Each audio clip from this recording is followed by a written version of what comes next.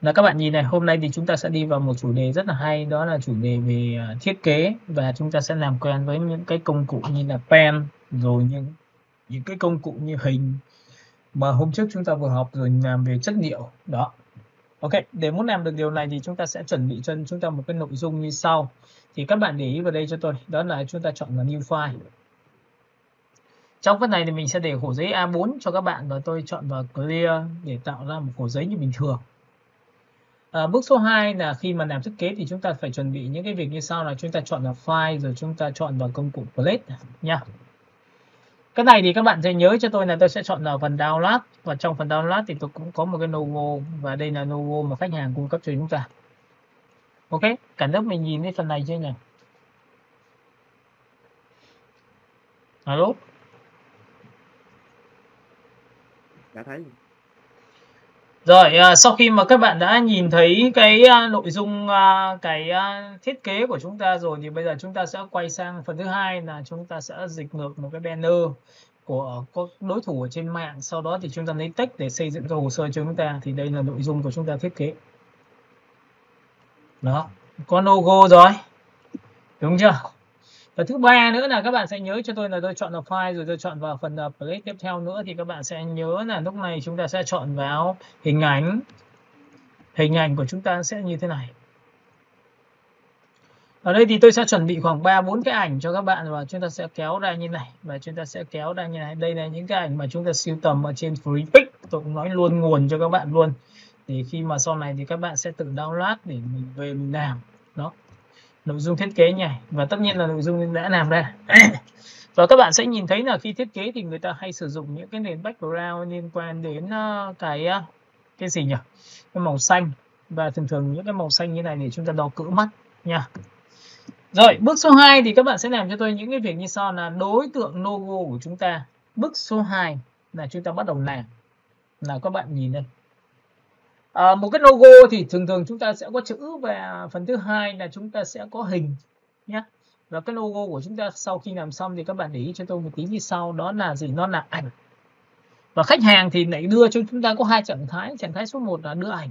Trạng thái thứ hai là đưa file vector, là file Corel, rồi file Illustrator. Đó, các bạn có hai sự lựa chọn. Và nếu mà bạn rơi vào trường hợp là các bạn dùng bằng ảnh thì chắc chắn là các bạn sẽ phải chây cái này ra để trở thành cái file thiết kế chúng ta.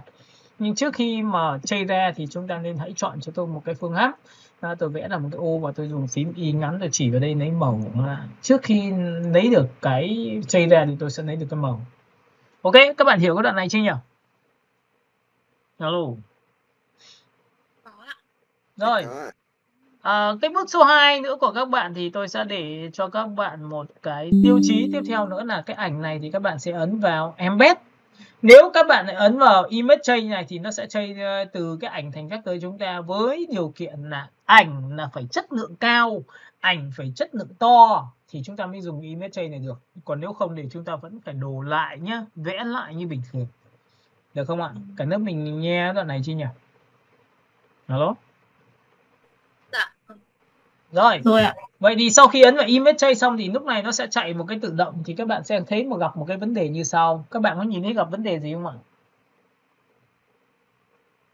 Alo? Logo có bị biến mất không? Có. Đó, vậy thì Ctrl Z lại nhá. Vậy thì tôi khuyên các bạn là đối với những cái màu theo kiểu thiên về màu lạnh và nó thiên về màu nhẹ, thì chúng ta sẽ chọn vào biểu tượng image change và chọn vào giá trị 3 màu. Trong cái giá trị 3 màu nó đã được tương đối rồi thì các bạn cho ấn vào cái biểu tượng này cho tôi. Và tất nhiên là tôi sẽ chọn vào giá trị số 2. Số 1. Các bạn nhé, nhìn thấy số 1 chưa? Và sau khi tôi chọn vào số 1 nhé, các bạn nhìn này, số 1 này. Các bạn sẽ đánh số 1 cho tôi thì tôi tích vào đây để cho nó chạy. Nó thấp nhất là giá trị số 2 rồi, chỉ có 2 màu thôi, là trắng và xanh. Và sau khi tôi đã chọn xong này thì các bạn nên để ý cho tôi nữa là chúng ta sẽ ấn vào expand, thì lúc này chúng ta đã có một cái logo. Các bạn có nhìn cái logo của tôi chưa? Và lúc này logo đã làm xong thì chúng ta sẽ dùng thao tác này, chúng ta sẽ chuột phải, chúng ta chọn vào ungroup ra, thì lúc này chúng ta sẽ xóa bỏ cái logo đi. Và chúng ta xóa bỏ cái này đi, xóa biểu tượng này đi và xóa biểu tượng này đi, được chưa? Hiểu cái phần này chưa nhỉ? Alo? Dạ hiểu thì. Rồi, phần thứ hai như là tôi cũng nói lại cho các bạn về cái logo của chúng ta đã trình bày thế nào, thì cái biểu tượng của chúng ta luôn luôn là chúng ta vẽ một cái lưới mắt lưới như này. Sau này bạn nào làm về logo thì hãy để ý cho tôi phần này nhá. Được chưa? Chúng ta chọn vào 0.5. Cái biểu tượng này thì các bạn sẽ kéo xuống phần phía dưới cho tôi dưới chân của đối tượng chữ, và riêng cái phần này thì các bạn nhớ cho tôi là cái phần hình này, nếu nó bị thấp quá, bị cao quá trong trường này mà để bằng chữ D thì tôi sẽ kéo luôn xuống nhá. Được chưa? Đấy, bằng nha. Thì cái chữ này của chúng ta nó sẽ đẩy cái mép, cái nét này chúng ta sẽ đẩy sát nha. Đó. Rồi, sau khi đã làm xong được cái nét của chúng ta xong thì chúng ta sẽ quét qua cái đối tượng nét này và chúng ta sẽ copy xuống đây là Ctrl D, và nó có 3 thành phần, chia 3 phần ra thì chúng ta quét qua cả 3 nét đó. Và chúng ta thực hiện cái thao tác đó là chúng ta chọn vào phần Align, và chúng ta sẽ chọn vào phần căn đều đối tượng đi, để ấn vào đây và tự khắc căn đều. Sau khi chọn vào căn đều xong thì các bạn sẽ chọn đối tượng này và chúng ta copy lên phần phía trên, và chúng ta sẽ chọn vào đường này, chúng ta sẽ copy xuống phần phía dưới. Đó, các bạn có nhìn thấy copy phần phía dưới chưa? Và sau khi mà làm xong thì bản chất của cái đối tượng này thì các bạn nhớ cho tôi nó là chính là 5 ô nha. Các bạn nhấn vào đây cho tôi và chọn vào đây, và chúng ta sẽ giữ phím Alt và chúng ta xoay dọc này. Cái xoay dọc này giá trị đầu tiên là nó sẽ cách đối tượng là gọi trừ cái đầu, và thứ hai là nó sẽ cách bên này cho các bạn là từ cái chữ sang cái hình. Nhưng cái chữ sang cái hình thì chúng ta sẽ để cho nó giá trị là 2 ô. Đó. Sau khi đã chọn vào sang 2 ô xong thì bạn sẽ quét đối tượng này và chúng ta sẽ giữ dí kéo ra sang bên tay phải. Và đối tượng hình này thì các bạn lưu ý cho tôi là tôi tích vào nó và tôi sẽ kéo luôn vào đây. Nó sẽ cách cái giá trị này cho các bạn, là lúc này chúng ta sẽ phóng to sang. Chúng ta sẽ phóng to này. Ok, và lúc này sau khi đã làm xong thì tôi lại phóng tiếp cái giá trị này cho các bạn, và tôi sẽ kéo dài cái này ra. Và logo này đây là một trạng thái thôi, nó chỉ là logo theo dạng nằm ngang thôi, còn logo ở phía trên thì chúng ta lại khác nhá.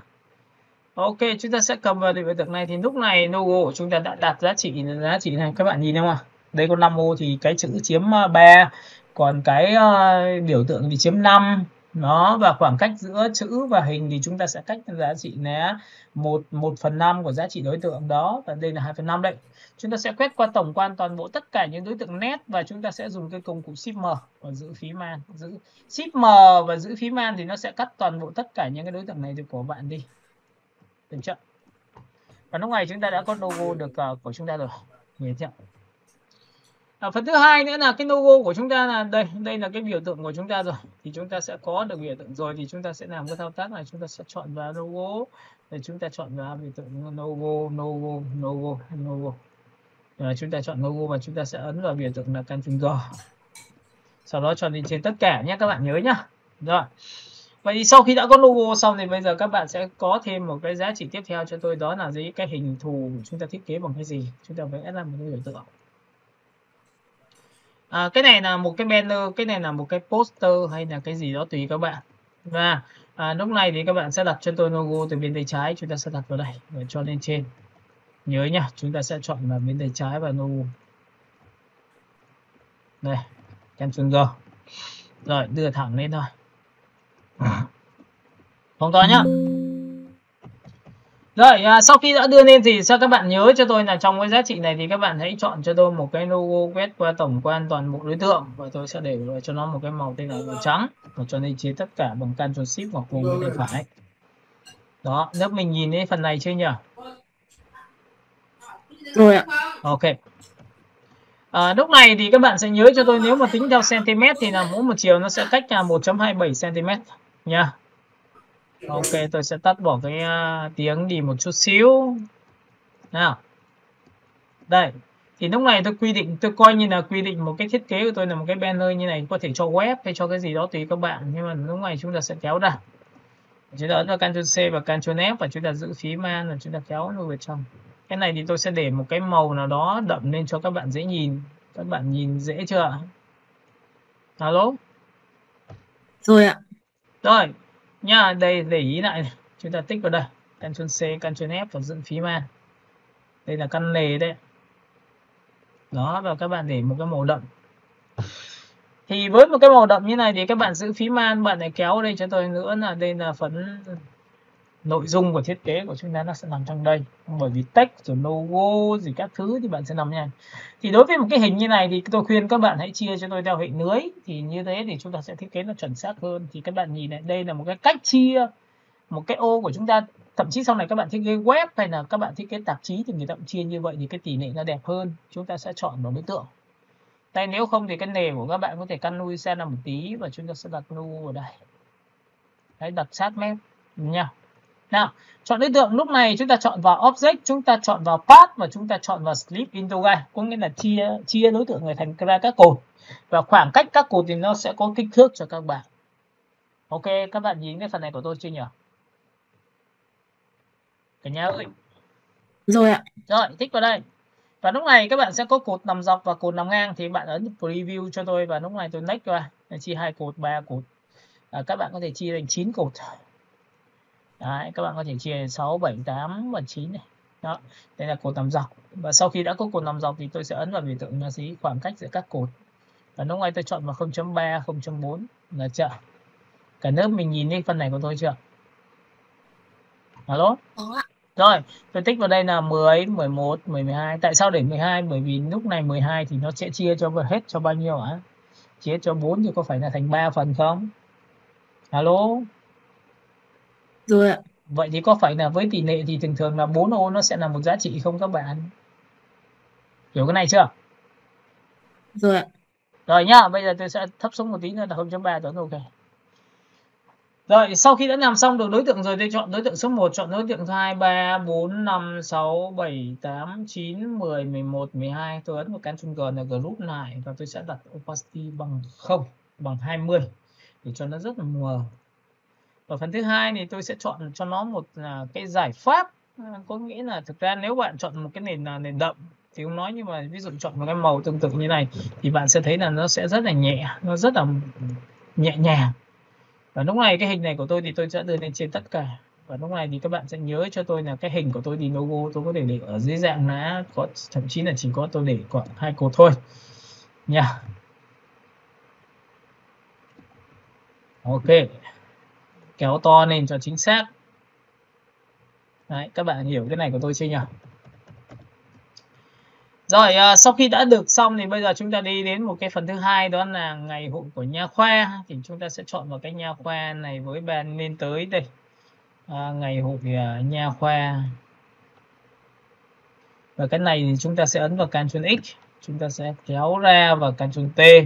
Thường thường khi làm về nha khoa thì các bạn sẽ thấy là cái phông chữ nó sẽ rất là to nhá, to và dày, nên là thường thường tôi sẽ đặt vị trí là nha khoa. Có thể nếu bạn đặt chọn vào giữa thì tôi cứ tạm thời tôi đặt vào đây đã. Tiếp theo là 3 tỷ đồng lên tới đây. Đây, lúc này các bạn có thể chọn vào file và chúng ta chọn vào phần plate.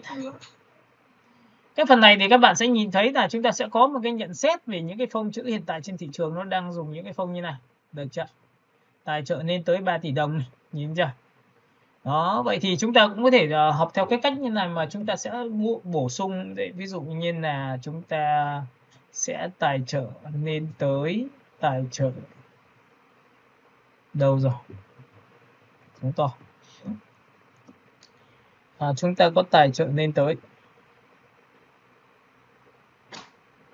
Ok, chúng ta có ghi là tài trợ đây. 3 tỷ đồng tôi sẽ để riêng ra là Ctrl X và tôi sẽ tích vào đây, tôi sẽ ấn vào biểu tượng này Ctrl V. Tôi có được cái giá trị số 2 và cái đây là cũng là một trong tiêu chí là khá là to nên các bạn sẽ đặt vào đây. Tài trợ. Chúng ta sẽ ghi một cái chữ tài trợ vào đây nhé. Caps lock này. Chúng ta sẽ bật tiếng Việt.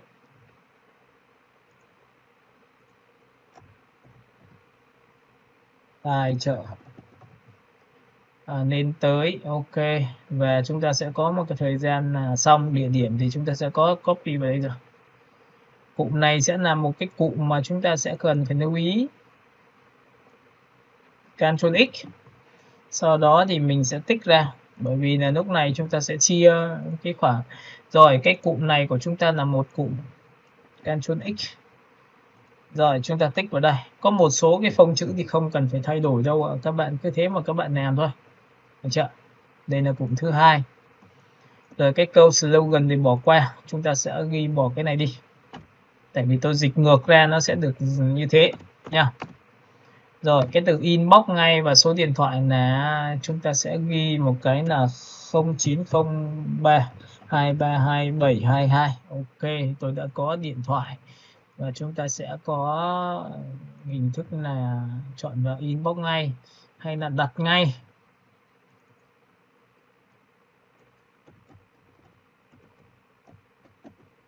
Tại vì tiếng Anh là tiếng Anh hết và tiếng Việt là tiếng Việt hết, khác bạn nhớ nhé.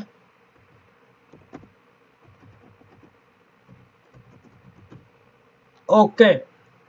Và sau khi đã có đặt ngay xong thì tôi sẽ tích vào đây, cái dòng này tôi sẽ đẩy lên phía trên. Cái này cũng sẽ là một dòng và đẩy ngang thì cái diện tích nó sẽ ít đi. Có địa chỉ rồi, có này Ctrl X. Và sau đó thì tôi sẽ chọn vào đây, tiến vào Ctrl V. Đấy, nhiệm vụ của chúng ta là tích vào đây và chúng ta làm những cái vị trí đấy nha. Rồi bỏ cái lưới này đi khi mà các bạn đã hiểu. Rồi sau khi đã làm xong thì bây giờ đến công đoạn thứ hai của các bạn là gì ạ? Chúng ta sẽ làm cái ngày hội cho nha khoa. Thì lúc này các bạn sẽ có thể chọn một cái phông rất là tương tự thôi, UTM. Phông chữ UTM là một trong những phông chữ đã được Việt hóa rồi, nên là các bạn có thể chọn một cái phông nào đó nó phù hợp. Và sau đó thì các bạn sẽ tích vào đây, đơn giản và dễ nhìn.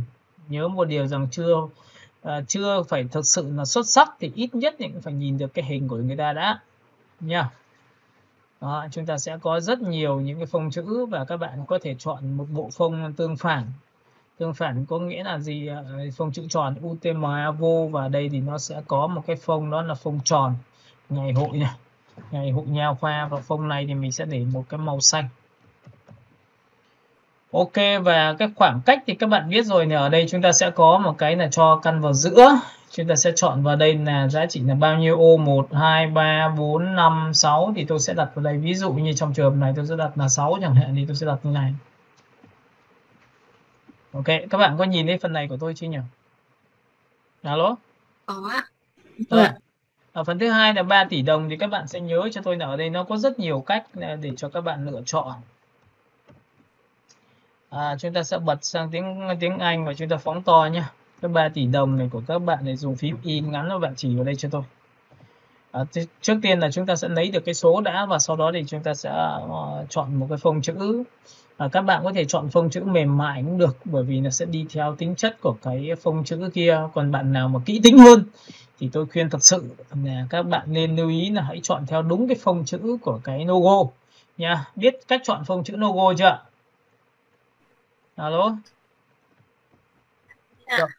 Đấy thì các bạn có thể chọn nhá. Cái đấy thì tôi sẽ không quy định nữa, các bạn sẽ tự tìm làm sao nó phù hợp. Đấy, chúng ta sẽ chọn phông chữ rất là đơn giản. Mình làm thì mình sẽ có chủ định hết đấy nhá. Rồi 3 tỷ đồng, được chưa?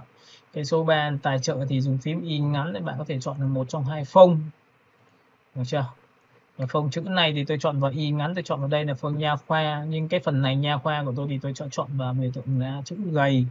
Cái này của tôi thì tôi sẽ chọn vào chữ nó gầy thôi, y ngắn chỉ vào đây. Rồi và lúc này sau khi đã chọn xong thì tôi sẽ thu nhỏ cái này. Và các bạn sẽ nhớ cho chúng ta là ở đây chúng ta sẽ có vị trí là ở đây chúng ta có 1, 2, 3, 4, 5 và 6, thì cái này nó chỉ chiếm vị trí số 4 phần thôi. Mỗi bên sẽ cách một ô. Và chúng ta sẽ phóng to này. Cả lớp mình nhìn thấy phần này của tôi chưa nhỉ? Rồi, cái phần ngày này của các bạn thì các bạn sẽ thu nhỏ xuống cho tôi. Ở đây nó sẽ chiếm với tỷ lệ rất là nhỏ, nhắn xinh xắn. Và cái này thì các bạn có hai sự lựa chọn, là một là các bạn sẽ tích vào đây. Và cái chữ thì các bạn nhớ cho tôi là trong cái phông chữ của chúng ta nó có thuộc tính là chúng ta chọn vào type và chúng ta chọn vào đây, chúng ta chọn vào biểu tượng là đây, thì các bạn sẽ nhìn thấy là cái chữ của chúng ta được nha. Và trong phần này thì các bạn nhớ cho tôi là tôi sẽ chọn một cái hình quen thuộc, đó là hình cái này, và tôi vẽ biểu tượng như này cho các bạn. Với cái này sau khi vẽ xong thì các bạn biết là nó tạo ra vo góc được rồi, nó rất là đơn giản như thế thôi. Và chúng ta chọn cho xuống một tí này. Và chữ trên phía trên của chúng ta thì hãy chọn cho tôi một cái màu là màu trắng này. Và chúng ta có thể thu nhỏ xuống một tí nữa để đặt vào giữa này. Nào, Sau khi chọn xong, chúng ta chọn đối tượng số 1, giữ shift, chọn đối tượng số 2 và tích vào đối tượng làm gốc. Các bạn sẽ nhìn thấy tôi sẽ căn vào giữa. Cái chữ này của tôi thì cũng tương tự như vậy, tôi sẽ chọn phân ti pair và tôi chọn vào đây và tôi chọn vào biểu tượng là những chữ cái đầu này, tài trợ này. Ok, chúng ta chọn vào đây. Và nhớ một điều rằng cái khoảng cách giữa các ô này của chúng ta đang bị khá là xa nhau, thì các bạn có thể chọn một cái này, các bạn nhìn thấy tất cả tách về của chúng ta thường nó sẽ bị gặp một cái trường hợp nó bị khoảng cách nó xa nhau quá, nên là thường các bạn sẽ phải tích vào các vị trí của cái điểm này, ấn vào đây. Cứ miễn sao từ cái khoảng cách từ cái từ 1 sang từ 2 nó xa hơn là so với các ký tự là được. Các bạn có nhìn này chưa? Alo? Cả lớp mình nhìn cái phần này chưa nhỉ? Rồi, cái phần này thì các khoảng cách giữa các dòng thì giữ phím An và các bạn đẩy lên trên cho tôi để nó vừa vặn cái vị trí này. Và tôi sẽ đánh một cái chữ T vào đây. Và chúng ta sẽ chọn vào chữ T để nó trở thành cái chữ in hoa, được chưa? Ở trong cái phần chữ in hoa này thì các bạn thu nhỏ này, miễn sao nó bằng cái khoảng cách này cho tôi, được chưa? Rồi, sau khi đã làm xong thì các bạn sẽ nhìn thấy cái nha khoa là một cụm, hai cái này là một cụm và cái này là một cụm chẳng hạn, thì cái nha khoa tôi muốn nhấn mạnh nên là hai cái này tôi sẽ phải có khoảng cách với nó. Ví dụ như khi làm web thì các bạn sẽ thấy rằng cái này nó rất quy định rất là chuẩn chỉnh, nó rơi tầm khoảng là 8 hoặc 16 đó và 24 đấy, ví dụ thế thì tôi sẽ cầm tôi kéo xuống đây. Nếu bạn đặt logo vào giữa thì câu chuyện nó khác, bởi vì tôi có một cái giá trị bố cục thì tôi sẽ đặt vào cái biểu tượng này, và bên này thì tôi sẽ dùng một cái hình ảnh, bên này tôi dùng một cái hình ảnh đó. Thì cách là người ta sẽ chọn như vậy, còn nếu không thì bạn sẽ chọn vào tất cả phía này, các bạn sẽ căn trái giúp tôi. Các bạn hiểu cái sự căn trái này không ạ? Alo, alo.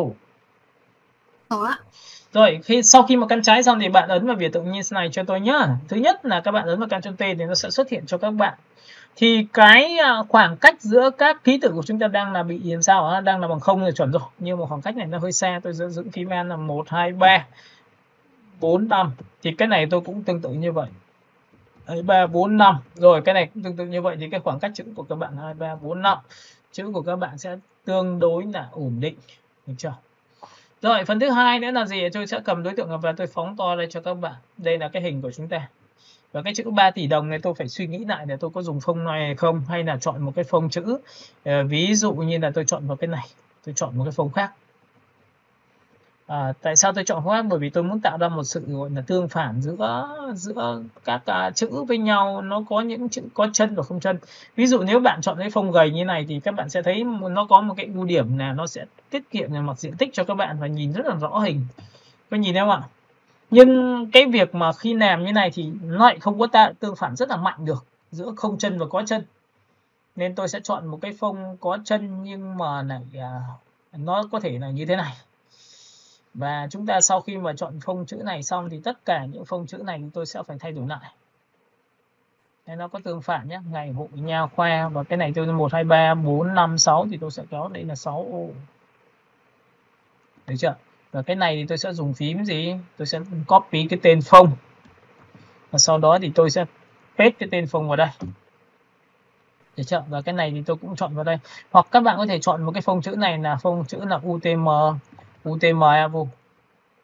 Đây. Ctrl Z lại nha. Đây, chúng ta sẽ dùng hai phông thôi. UTM cách Evo. Tất nhiên sau này tôi còn có rất nhiều phông nữa nó đẹp. Nhưng các bạn sẽ nhìn thấy ở đây nó sẽ có phông bôn cho các bạn. 3 tỷ đồng của chúng ta nó sẽ như thế này. Và tất nhiên là chúng ta cũng có thể là có rất nhiều cái cách xếp, và khi xếp này thì cái biểu tượng cái dấu của chúng ta bị chạm ở đây thì chúng ta phải suy xét lại, chúng ta sẽ kéo xuống một tí để cho nó xa ra. Và phần thứ hai tiếp tục cái đối tượng này thì chúng ta sẽ kéo xa ra.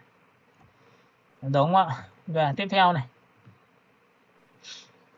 Lúc này sau khi đã làm xong này thì bạn cũng có hai sự lựa chọn, là một là mình có thể căn vào giữa đối tượng, là cái này tôi sẽ cách lên là một ô. Một ô của chúng ta thì chúng ta sẽ kéo đây, cách một ô là có 6 cái thì tôi cái này sẽ 3 và cái này sẽ là 1. Được chưa? Và cái này các bạn sẽ đẩy lên trên đây cho tôi.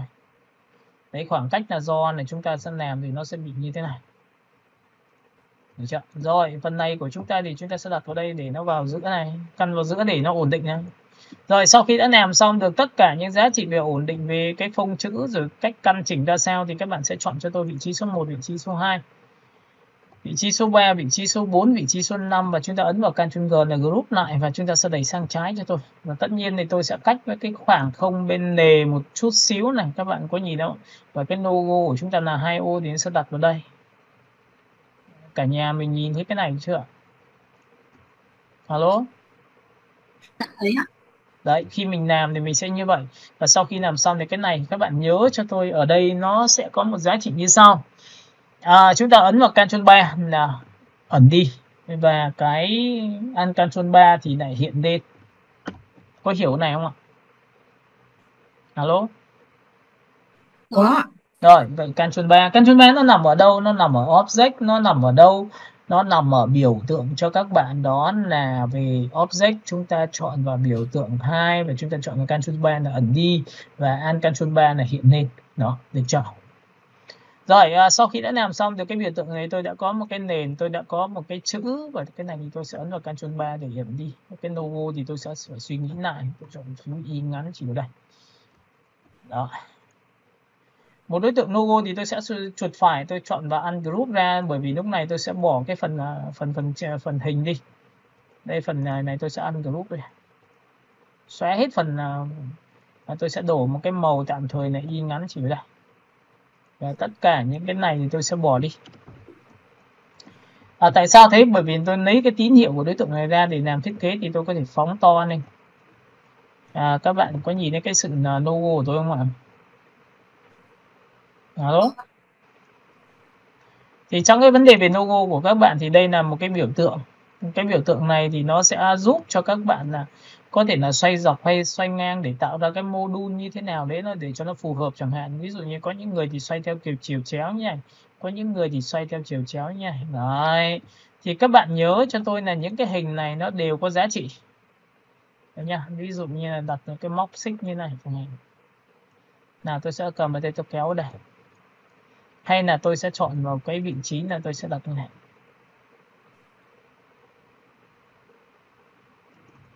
Được chưa?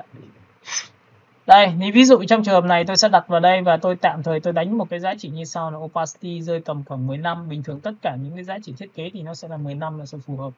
Các bạn có nhìn thấy phần này của tôi chưa nhỉ? Đó. Nếu mà các bạn thích chia kỹ thì các bạn có thể chia theo chiều ngang và chiều dọc, cứ miễn sao nó được như thế này. Được chưa? Rồi. Cái nội dung của chúng ta đã tương đối ổn rồi. Bây giờ thì chúng ta sẽ tiếp tục chúng ta chọn vào đây. Và cái này thì tôi sẽ chọn một cái vị trí tôi xoay dọc lên như này để tạo ra một cái bố cục.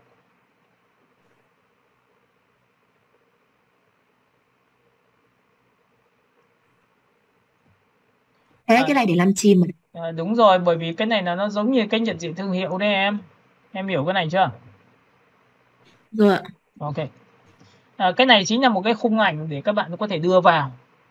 Và cái đưa vào khung ảnh này thì chúng ta chọn là Ctrl 3 để hiện lên xem là cái này chiếm bao nhiêu ô, 1 ô, 2 ô, 3 ô, 4 ô, 5 ô. Và tất nhiên 5 ô như này thì tôi sẽ đẩy lui vào trong. Ví dụ như 4 ô thôi thì sao? Và sau khi đã được 4 ô như này thì bạn thấy là nó cũng khá là tốt rồi, bởi vì 4 ô phải chiếm với tỷ lệ là bao nhiêu phần rồi. Đúng không ạ? Và nó sẽ cách nhau 1 ô hay như này. Được chưa? Thì 1 ô như này thì cái khoảng công của chúng ta nó sẽ phải thay đổi nhá. Ok, đầu tiên tôi sẽ để là 4 ô đã. Rồi, sau khi đã để được 4 ô xong thì các bạn sẽ chọn vào file rồi các bạn sẽ đặt hình ảnh vào cho tôi. Ví dụ trong trường hợp này thì các bạn sẽ thấy là cái ảnh này tôi cho lên trên tất cả này. Và sau đó thì tôi sẽ phóng to cái này lên. Cái ảnh này của chúng ta nó sẽ đặt như này và tôi sẽ phóng to như này. Tại vì là có những cái ảnh của chúng ta nó sẽ bị thiếu hoặc là bị như nào đó thì các bạn nhìn lên. Đặt như này đẹp hay là đặt nuôi vào trong này, nhìn thấy không? Đặt nuôi vào trong như này thì các bạn có thấy rằng là nó sẽ phải chiếm với tỷ lệ của chúng ta không ạ? Alo? Ok. Thì sau khi mà đã thống nhất được cái việc đấy thì không phải lúc nào chúng ta cũng chốt được cái này đâu nhá. Nhìn chưa? Mà chúng ta phải tìm ảnh rất là vất vả đấy. Ok, tôi sẽ chọn vào đây. Và lúc này tôi sẽ nhấn vào đây một chút xíu về cái phần hình. Rồi bắt đầu tôi sẽ làm. Nào các bạn nhìn vào đây. Trong trường hợp này thì cái đối tượng này của chúng ta thì tôi đi theo nhận diện thương hiệu và các đường chuyển động của nó, nên bắt buộc là tôi sẽ dùng một thao tác như sau. Các bạn nhìn vào đây. Pen của chúng ta cũng giống như Photoshop này. Chúng ta sẽ chọn một phương án là pen để các bạn tích vào đây cho tôi một điểm. Nhớ nhá. Sau khi làm xong này, bạn có thể khóa nền lại cho tôi bằng công cụ là Ctrl 2. Đây, Object đây. Lock chúng ta sẽ chọn vào Ctrl 2 là khóa lại và Alt Ctrl 2 là mở ra. Được chưa? Vậy thì tôi sẽ lock lại. Sau khi lock lại xong thì tôi sẽ chọn là pen từ bên ngoài, tôi sẽ tích vào đây một điểm và tôi sẽ đồ theo hình của tôi thôi. Nha. Các bạn nhìn này, chọn một điểm này. Tích vào điểm số 2 kéo theo chiều đường cong của đối tượng này. Cái này thì các bạn sẽ phải luyện rất là kỹ về pen rồi. Và tiếp tục các bạn sẽ tìm đến đây cho tôi, và tất nhiên tôi sẽ luyện đến đây thôi. Được chưa? Đấy nhá, chúng ta sẽ chọn vào đây. Hoặc là các bạn chỉ chọn đến đây thôi. Đó, sau đó thì các bạn sẽ bắt nguồn từ ra bên này. Tôi lấy được cái tín hiệu từ logo thì tôi có thể kéo ra như này. Hoặc các bạn có thể để sâu xuống như này. Đấy là cái cách thức của các bạn đây. Nhưng mà tôi đang chọn lựa theo cái bố cục. Và cái bố cục này sau sẽ là thiết kế từ cả poster, standee, các bạn sẽ đều như vậy nhá. Rồi các bạn sẽ tích vào đây cho tôi. Và cái này phải sự tính toán nhé, bạn thử. Trước khi nào là bạn phải thử ra chiều tầm dọc và chiều tầm ngang sẽ có hợp lý không, bởi vì sau này nó sẽ là bố cục đấy nhá. Nào, chúng ta cắt cánh tay đòn. Tích vào điểm xuất phát và chúng ta lại bẻ cong theo chiều của đường cong. Ok, nếu mình nhìn thấy phần này của tôi chưa? Rồi, sau khi đã làm xong thì bạn tích ra thẳng trực tiếp từ bên ngoài thôi. Không cần cái này nữa. Rồi, sau khi đã có được đối tượng xong thì các bạn hãy chọn cho tôi một cái vị trí như sau. Thì trong cái inut nó có một cái tính năng rất hay là cắt bỏ phần thừa. Yeah. Đây, vậy hình 1 của chúng ta là cái này và hình 2 của chúng ta là cái này. Đây tôi sẽ để một cái màu vàng cho các bạn. Hình 1, hình 2 thì có phải nó sẽ có phần giao nhau này không các bạn? Alo. Vậy thì để muốn cắt được cái hình thừa thì chúng ta làm một cách nào? Bước 1 chọn vào đối tượng số 1, giữ Shift chọn đối tượng số 2 là cái này. Và sau đó thì chúng ta cắt bỏ đi phần thừa bằng công cụ, đó là dùng cái công cụ phím gì Shift M. Các bạn nhớ nhé, công cụ này là một công cụ cắt cực kỳ tuyệt vời. Đối với dân thiết kế đồ họa mà không dùng cái này thì cực kỳ chán luôn, bởi vì từ ngày sinh ra cái công cụ này thì chúng ta tốc độ của chúng ta tăng đến gấp đôi gấp 3 lần. Và cái phần nào bạn muốn trừ đi thì bạn dùng phím Alt cho tôi, giữ chặt phím Alt sau khi chọn nhé, giữ phím Alt chọn nhé. Đó, mất đi rồi. Xong chưa? Nhìn thấy cái này của tôi đúng không? Alo. Các bạn nhìn chưa? Và sau đó thì các bạn sẽ chọn object, các bạn sẽ ấn vào đây Alt 2 và mở cái này đi, cái này không cần đấy thì xóa đi được. Đó, và lúc này thì cái này thì chúng ta ấn vào Ctrl số 3 là ẩn đi, và cái này của chúng ta cũng tương tự nhé, một chọn 2 và tôi xóa bỏ phần thừa bằng công cụ Shift M. Đó, các bạn có nhìn thấy hình này của tôi chưa? Alo. Rồi, sau khi đã có hình này xong thì các bạn nhìn xem là cái đường cong của chúng ta nó đẹp chưa, nó ổn chưa, thì chúng ta phải tích vào đây để chúng ta bẻ cong các cánh tay đòn lại cho nó đẹp hơn, cho nó chỉnh chu hơn. Đấy, thì sau này các bạn sẽ phải thiết kế về poster hay standee thì các bạn sẽ phải như này này. Ví dụ standee poster thì có phải xoay dọc nhà không em? Alo. Nhìn đây chưa? Alo. Đó, thì đấy là cái tính thương hiệu của chúng ta. Và lúc này chúng ta sẽ đưa cái ảnh vào bằng cách là tôi chọn vào đối tượng số 1, tôi giữ Shift chọn đối tượng số 2. Với đối tượng này thì cái ảnh xuống dưới rồi thì là tôi sẽ làm một cái thao tác rất đơn giản là chọn 1, chọn 2 và chúng ta ấn vào Ctrl số 7. Các bạn sẽ nhìn thấy cái ảnh của chúng ta được đưa vào. Nếu mình nhìn thấy phần này của tôi chưa? Alo. Rồi, sau khi đã có phần này xong thì các bạn để ý cho tôi là cái phần hình của chúng ta được chui vào nhưng nó lại không thể hiện được nhiều phần góc độ đẹp. Thì bạn có thể tích đúc vào trong cho tôi, và lúc này chúng ta thực hiện thao tác giữ Shift và kéo xuống đây. Được chưa? Và chúng ta giữ Shift, chúng ta kéo ở đây. Đó. Và lúc này chúng ta sẽ lui vào trong một tí nữa. Được chưa?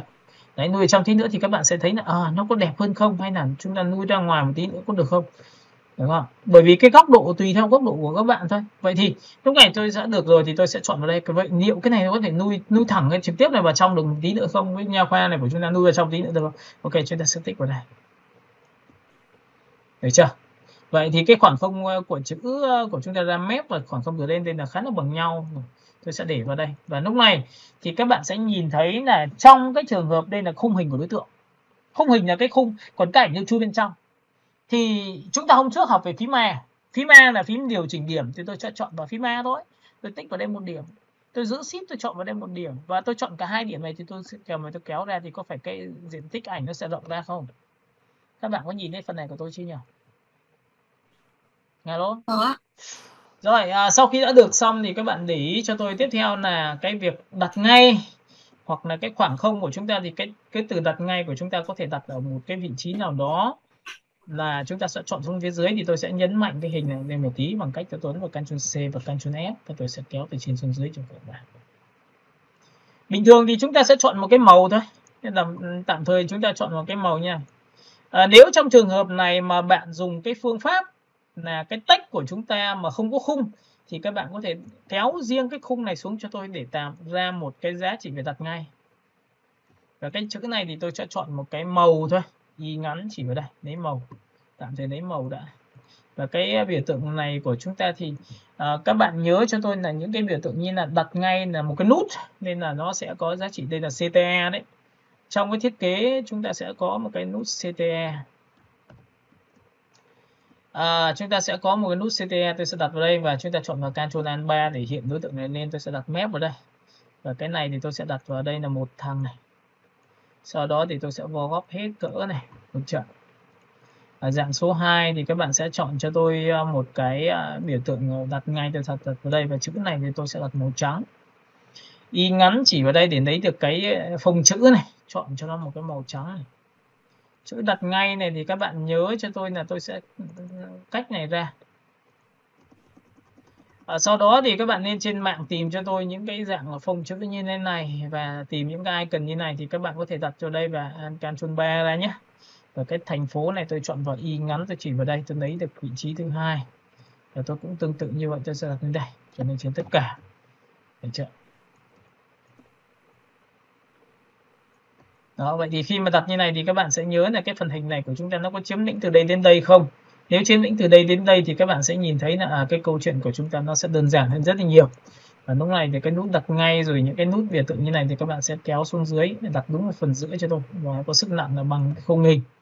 Cái này thì chúng ta sẽ chọn vào đây và tích vào để cho đối tượng nằm giữa. Theo chiều nằm ngang thì các bạn sẽ tích vào đây thôi.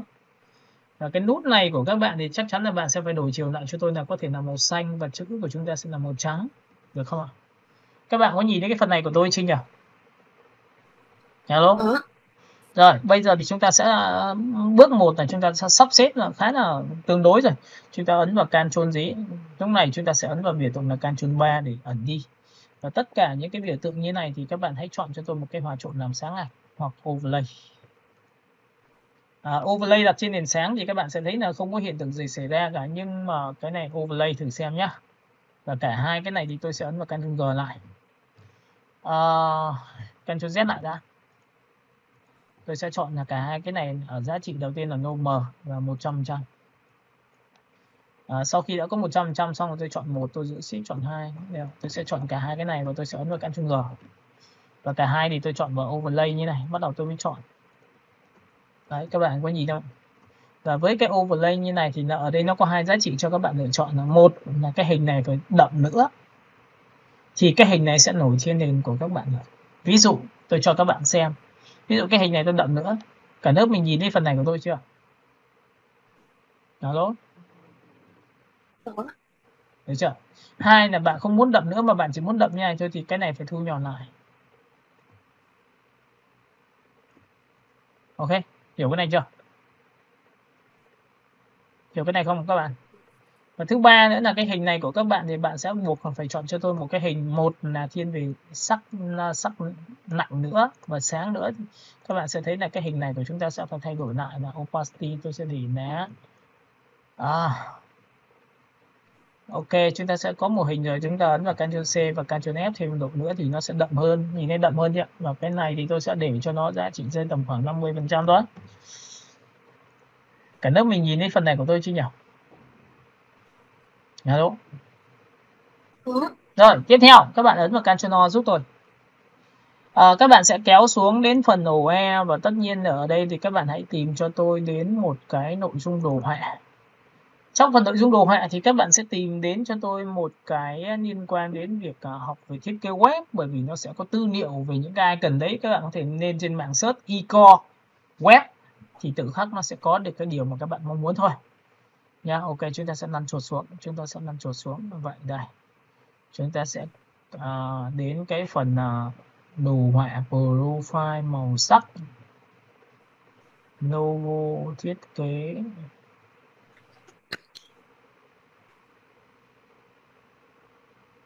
Chúng ta sẽ kéo xuống một chút để đi tìm đến cái phần học thiết kế web.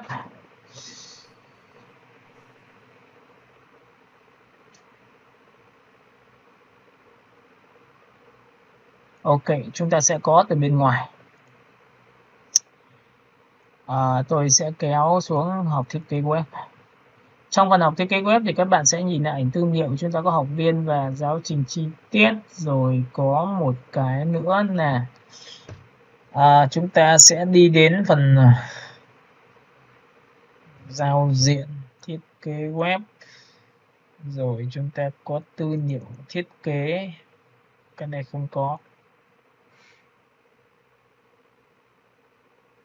Chúng ta sẽ search một chữ H để xem nó có phần e-core đây.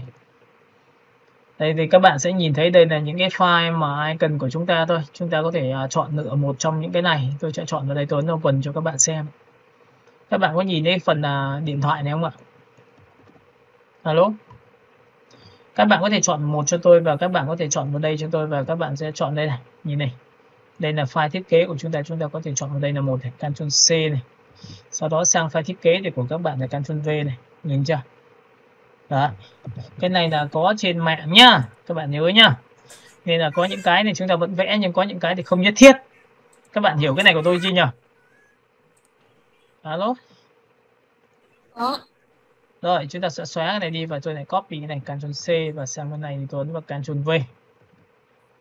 Nhớ một điều rằng là tất cả những cái đối tượng này đều phải mang một cái màu rất là chung, y ngắn bên này chung này cung cấp với nhau thì chúng ta sẽ phải search nha.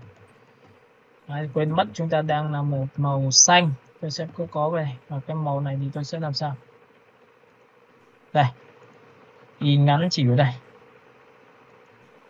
Rồi sau khi đã chọn xong tôi chọn vào đây, tôi chọn vào y ngắn, tôi chỉ vào đây lấy hai cái luôn. Và cả hai cái này thì các bạn nhớ cho tôi là cái hình bằng đầu của nó rất là quan trọng. Cái này chiều cao của chúng ta kiểm tra lại kích thước. Cái này là một chiều, là chiều cao nó tương đây. Các bạn có nhìn thấy chiều cao của đối tượng chưa? Alo? Ctrl C. Sau đó thì Ctrl C xong thì cái đối tượng này của các bạn thì các bạn chỉ cần quét qua nhà cho tôi thôi. Và lúc này chúng ta ấn vào transform thì hai cái này nó đang khóa lại nhá. Rồi đây đây. Hỏng mấy. Ok, và lúc này thì tôi sẽ làm sao nhỉ? Ra ngoài không mình vào đây. Chúng ta sẽ chọn vào đây. Đó, các bạn nhìn nhá, tôi sẽ chọn vào đây và tôi chọn vào transform và tôi sẽ chọn vào biểu tượng này.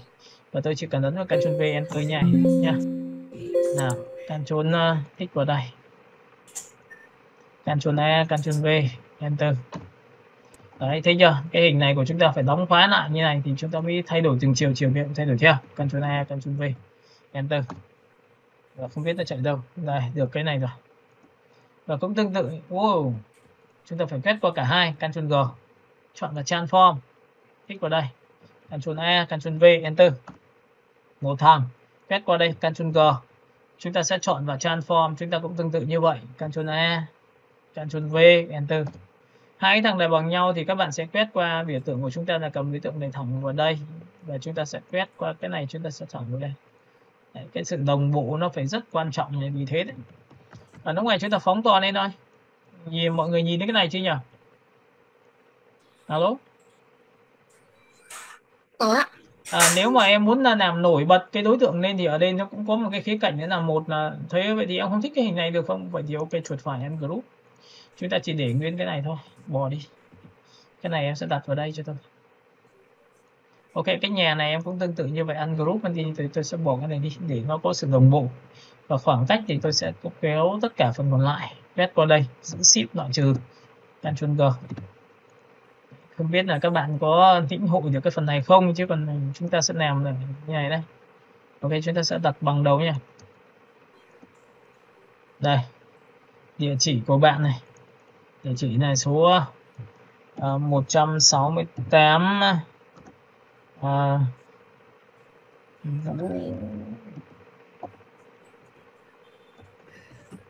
Trọng Khánh.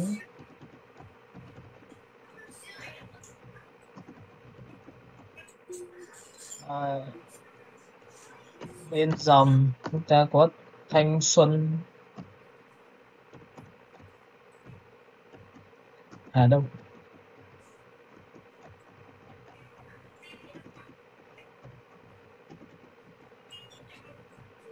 Ok. Nếu mà làm một dòng như này thì đẹp quá. Và cái này của các bạn thì nếu mà các bạn cái text chữ của chúng ta nó đang ít như này thì chúng ta có thể Ctrl A, Ctrl X. Lúc này thì tôi được quyền quản lý thêm một cái giá trị thôi, mà tôi không tách ra nữa. Tôi kích này, Ctrl V này. Đó, và sau đó thì tôi sẽ dùng cái phím cách này, tôi sẽ tích vào đây. Cách ra khoảng nhiều lần lên để nó bằng. Và cái hình này tôi sẽ làm sao? Tôi sẽ tích vào đây, tôi sẽ lui vào trong đây. Rồi sau khi làm xong tôi sẽ đặt cái biểu tượng ở đây và cái này đặt biểu tượng ở đây. Về khoảng cách giữa các biểu tượng thì mình nhớ là chúng ta sẽ cố gắng là bằng đầu, và phần thứ hai là khoảng cách từ đây đến chữ, khoảng cách từ đây đến chữ là bằng nhau. Sau khi đã làm xong thì các bạn hãy vẽ cho tôi một cái nét ở giữa giúp tôi. Cái này thì các bạn dùng phím Y ngắn và chọn ở đây là màu trắng nhé, để cho nó rõ ràng. Và nếu mà bạn muốn chọn là chuẩn nữa thì bạn sẽ chọn về đây, chọn vào cho tôi một cái màu xanh và dùng Shift X để đảo ngược giữa nét và màu cho nhau, thì cái nét này của chúng ta có sự đồng bộ. Và trong quá trình khi mà làm cái nét này thì các bạn cũng phải để ý là nó bị thò thụt nó quá nhiều, thì mình cũng sẽ để như này cho nó bằng đầu này. Đó, bằng đầu như này nó sẽ chuẩn hơn này. Hãy làm từng tí một và chúng ta sẽ kéo sang đây để là khoảng cách giữa các đối tượng này. Chúng ta chọn vào đây. Và cái này thì của chúng ta sẽ nuôi vào đây để làm sao nó khoảng cách nó bằng nhau. Và nếu mình nhìn thấy phần này chưa nhỉ? Tôi sẽ tích vào đây, tôi sẽ đẩy đây. Ok. Nếu mình nhìn thấy phần này của tôi chưa nhỉ? Alo. Có. Rồi, sau khi đã làm xong tôi quét qua tổng quan toàn bộ tất cả đối tượng này, giữ Shift tôi loại trừ phần nền nha. Thì đối tượng này chúng ta sẽ được quyền thấp xuống một tí nữa. Đấy, thì nó nằm khoảng không rộng hơn, và cái này thì tôi sẽ thấp nó kéo xuống một chút xíu nữa để khoảng cách nó đẹp hơn. Được chưa? Rồi, tiếp theo phóng to lên. Như tôi đã chia sẻ cho các bạn biết là cái biểu tượng logo này làm thế nào để nó bằng được với cái tỷ lệ phần chữ dưới. Tôi quanh chữ dưới là một giá trị về một cái chữ cho logo. Tôi sẽ dùng cái phương pháp như sau là dùng cái hình vuông, tôi vẽ ra đây. Nó sẽ bằng ngang một cái biểu tượng của một cái logo nhé. Lớp mình sẽ để ý là lúc này tôi sẽ dùng rất nhiều những cái tỷ lệ, và tỷ lệ thì các bạn nên cân nhắc cái phần này cho tôi. Để sau này khi mà mình làm cho nó đẹp hơn. Nào, có được cái logo rồi thì tôi sẽ cầm vào đây, tôi sẽ kéo vào đây. Giữ phím Alt tôi copy sang bên này. Ctrl D thì nó có 3 phần, tôi chọn 1, chọn 2 và chọn 3 và tôi kéo ngang đây để nó bằng cái chữ nhà quay. Cả nước mình nhìn phần này của tôi chưa? Alo? Có. Sau khi làm xong bạn sẽ bỏ cái này đi cho tôi, bỏ cái này đi cho tôi và lấy một cái này, và bắt đầu chúng ta sẽ hướng với giá trị là logo của chúng ta đây. Và cái logo này của các bạn thì bạn giữ Shift cho tôi, bạn kéo đây cho tôi để nó bằng tiêu chuẩn ngang, thì logo này đạt giá trị hình của chúng ta như vậy. Hiểu cái phần này chưa nhỉ?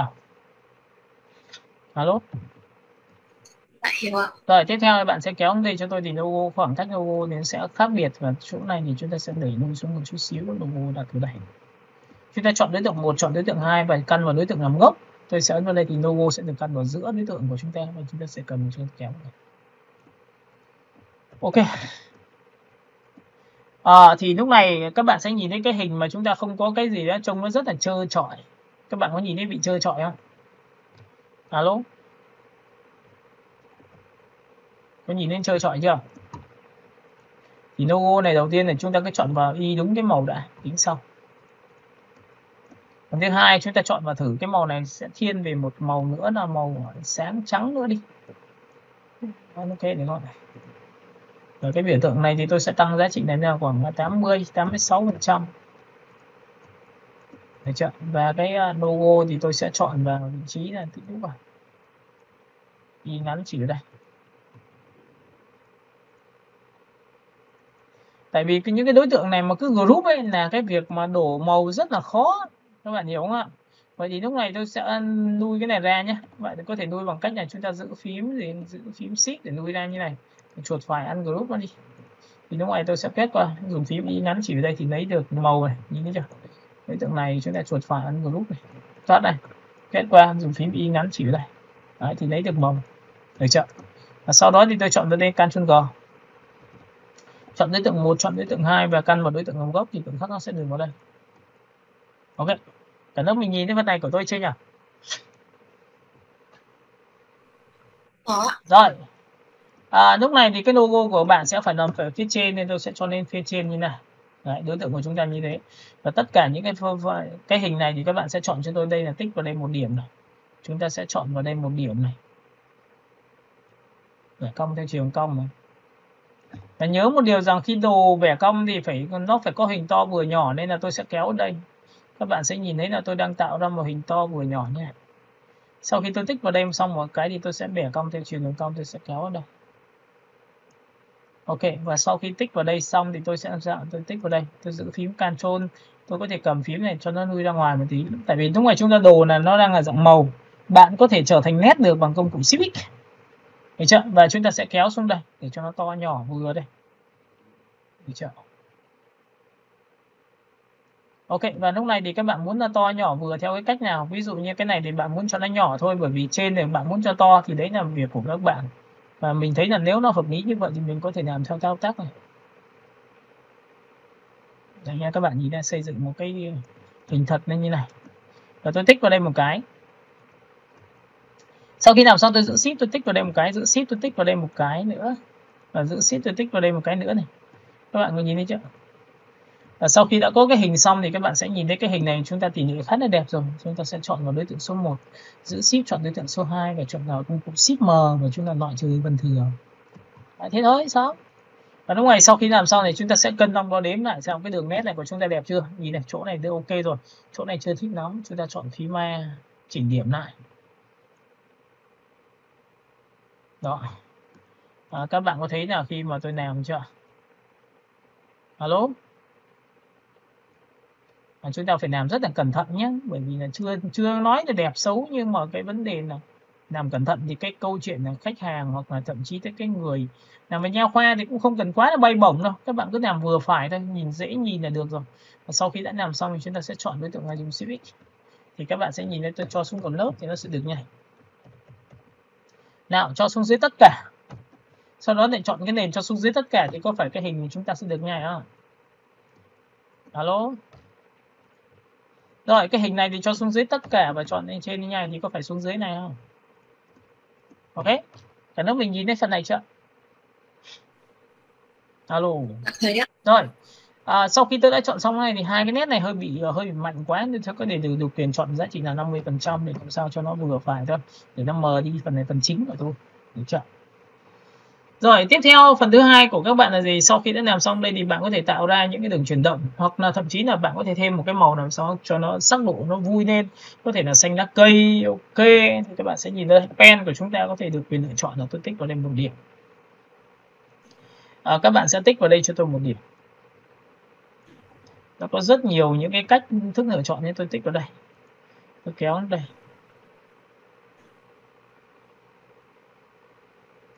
Rồi, sau khi tôi tích xong cái này xong thì tôi sẽ tích vào đây và tôi kéo thẳng trực tiếp xuống đây. Và sau khi đã làm xong thì các bạn sẽ phóng to cho tôi. Và cái việc phóng to đấy thì tôi sẽ giữ phím gì cắt cánh toàn một cái tích vào điểm đó. Nó không giống như nền Photoshop. Photoshop này phải giữ phím mang. Còn đối với cái thằng này thì chỉ cần tích vào thôi là tự khắc nó sẽ cắt cánh toàn cho các bạn. Và tôi sẽ đặt vào đây. Khoảng cách này tôi sẽ để nuôi vào đây. Và tiếp theo thì các bạn sẽ tích vào đây cho tôi một tí nữa thì nó sẽ có cánh tay đòn của các bạn này. Đấy nhá. Tôi sẽ chọn cho nó một cái màu xanh lá cây. Sau đó thì tôi sẽ chọn vào vị trí phím A, tôi tích vào đây một điểm. Được chưa? Cái này vẽ cong nha. Cái này thì sẽ tích vào đây thì nó sẽ có lệnh nhà vẽ cong này. Đấy nha. Và cái khe hở nhá, như tôi đã chia sẻ cho các bạn là cái khe hở này là mình cũng phải tính nhá. Chứ chúng ta mà không tính thì cái này nó sẽ không được đẹp đâu. Ok, chúng ta sẽ kéo thẳng trực tiếp xuống đây.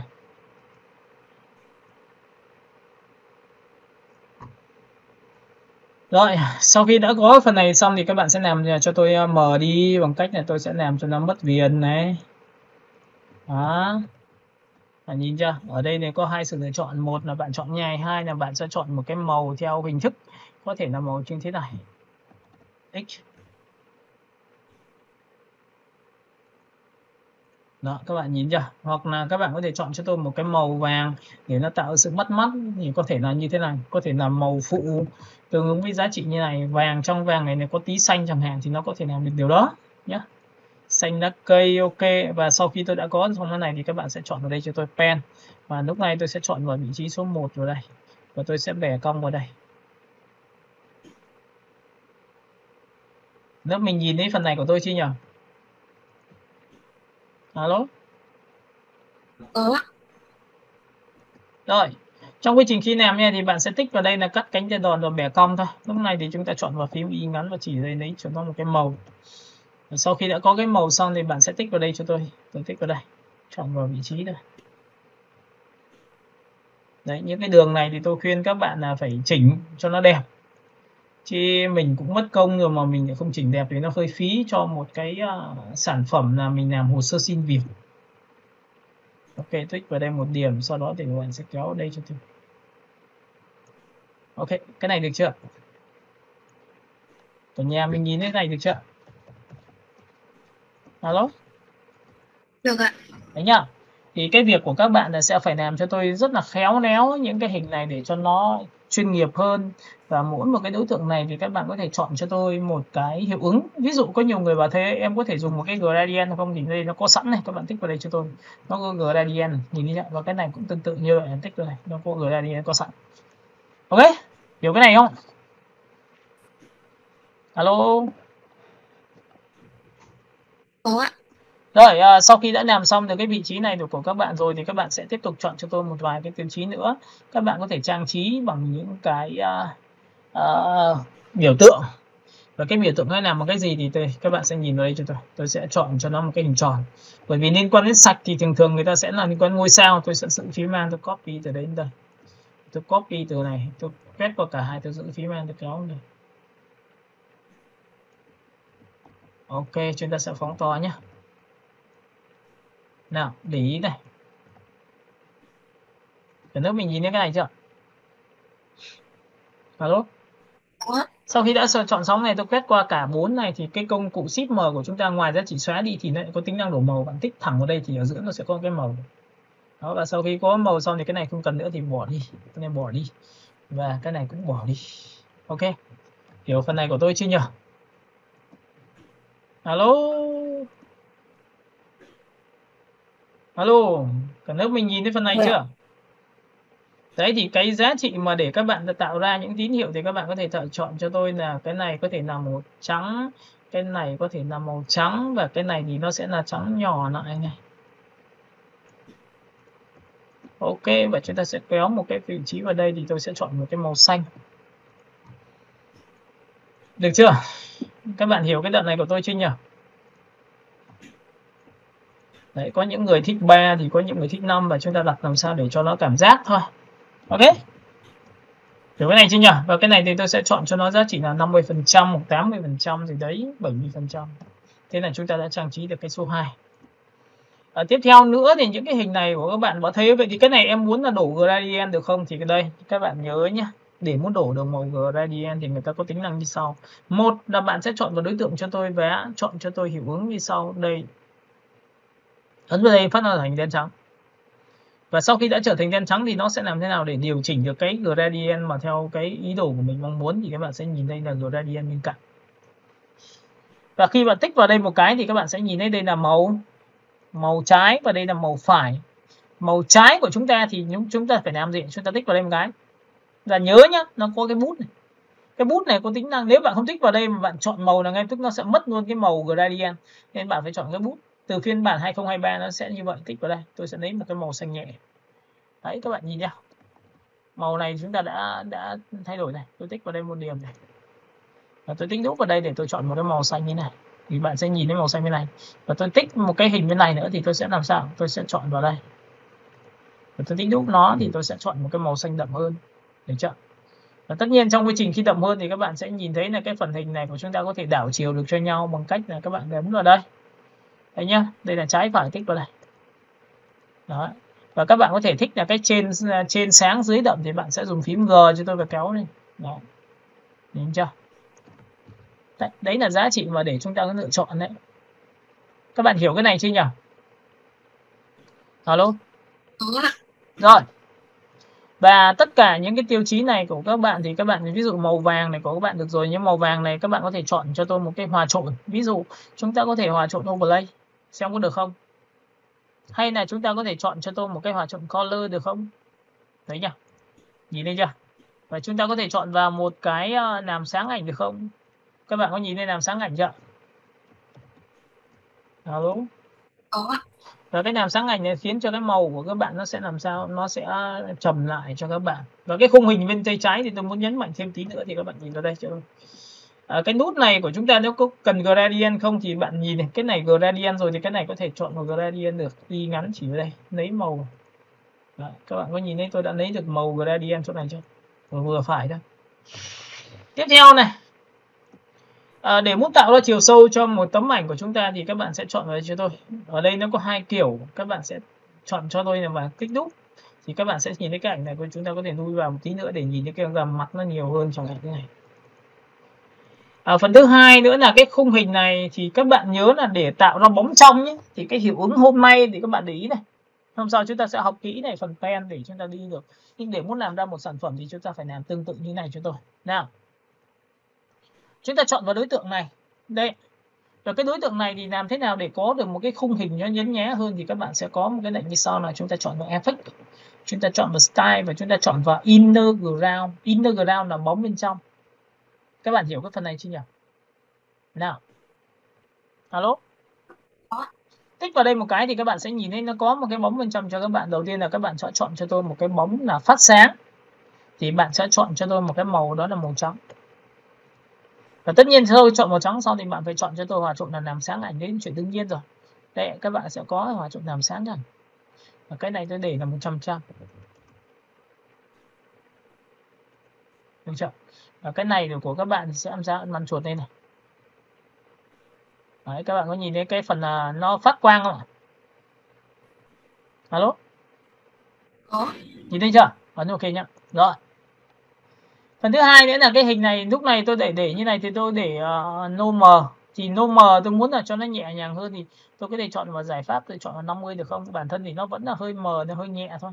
Để nó cái hình chính của chúng ta rất là quan trọng. Được chưa? Và cái hình này của chúng ta sẽ chọn vào 80%. Tôi muốn rằng hình là 60%. Đấy, những cái hình của chúng ta nó phải cực kỳ nhẹ nhàng chẳng hạn thì bạn có thể chọn lựa. Cái này tôi sẽ để là 0,50 nữa mà tôi sẽ để là khoảng 80. Được chưa? Rồi phóng to này. Tiếp tục này. Ví dụ cái hình này màu xanh của các bạn thì tôi muốn là cái hình này ở trên nó đậm và dưới này nó sẽ sáng. Thì nhớ một điều là cái gradient của chúng ta muốn điều khiển được nó phải ấn vào phím G. Đây là phím G đây. Chuyển từ xanh sang xanh đậm đây. Bạn có hai sự lựa chọn là G này của các bạn, bạn tích vào đây cho tôi. Bạn kéo vào phía giữa. Đây. Kéo ra ngoài là xóa đi nhé. Tích vào giữa thì sẽ là một cái mới nhé. Thì cái đậm này tôi không nhất thiết phải chọn nữa. Tôi chọn đậm này ở màu dạng như sau. Đó là màu sáng hơn. Thì các bạn có thể có được sự lựa chọn là bạn sẽ tích vào biểu tượng là một cái màu. Sau đó thì bạn sẽ chọn cho tôi một cái màu sáng hơn. Nó sẽ như này. Có nhìn thấy phần giữa chúng ta sáng hơn không ạ? Alo? Có. Rồi, và sau khi đã có sáng rồi thì các bạn thấy yên tâm rồi thì bạn ấn ok giúp tôi là xong. Hai bên đậm, một bên sáng. Và cái hình này của các bạn thì bạn cũng phải dùng giải pháp là chúng ta sẽ chọn cái giá trị là bằng 50 được không? Để cho nó nhạt đi được không? Đấy, các bạn có nhìn thấy cái hình thiết kế là mình phải cực kỳ nhẹ nhàng với nó không ạ? Chúng ta chọn vào 80% được không? Nếu thấy đậm quá thì chúng ta sẽ phải điều tiết lại. Cái khe hở này của chúng ta chưa rộng thì chúng ta sẽ phải để sát, hay để sát lại nó đẹp hơn. Được chưa? Vậy thì tất cả mọi thứ này chúng ta phải thử và nhìn nhá. Không thể nào mà chúng ta làm phát ngay.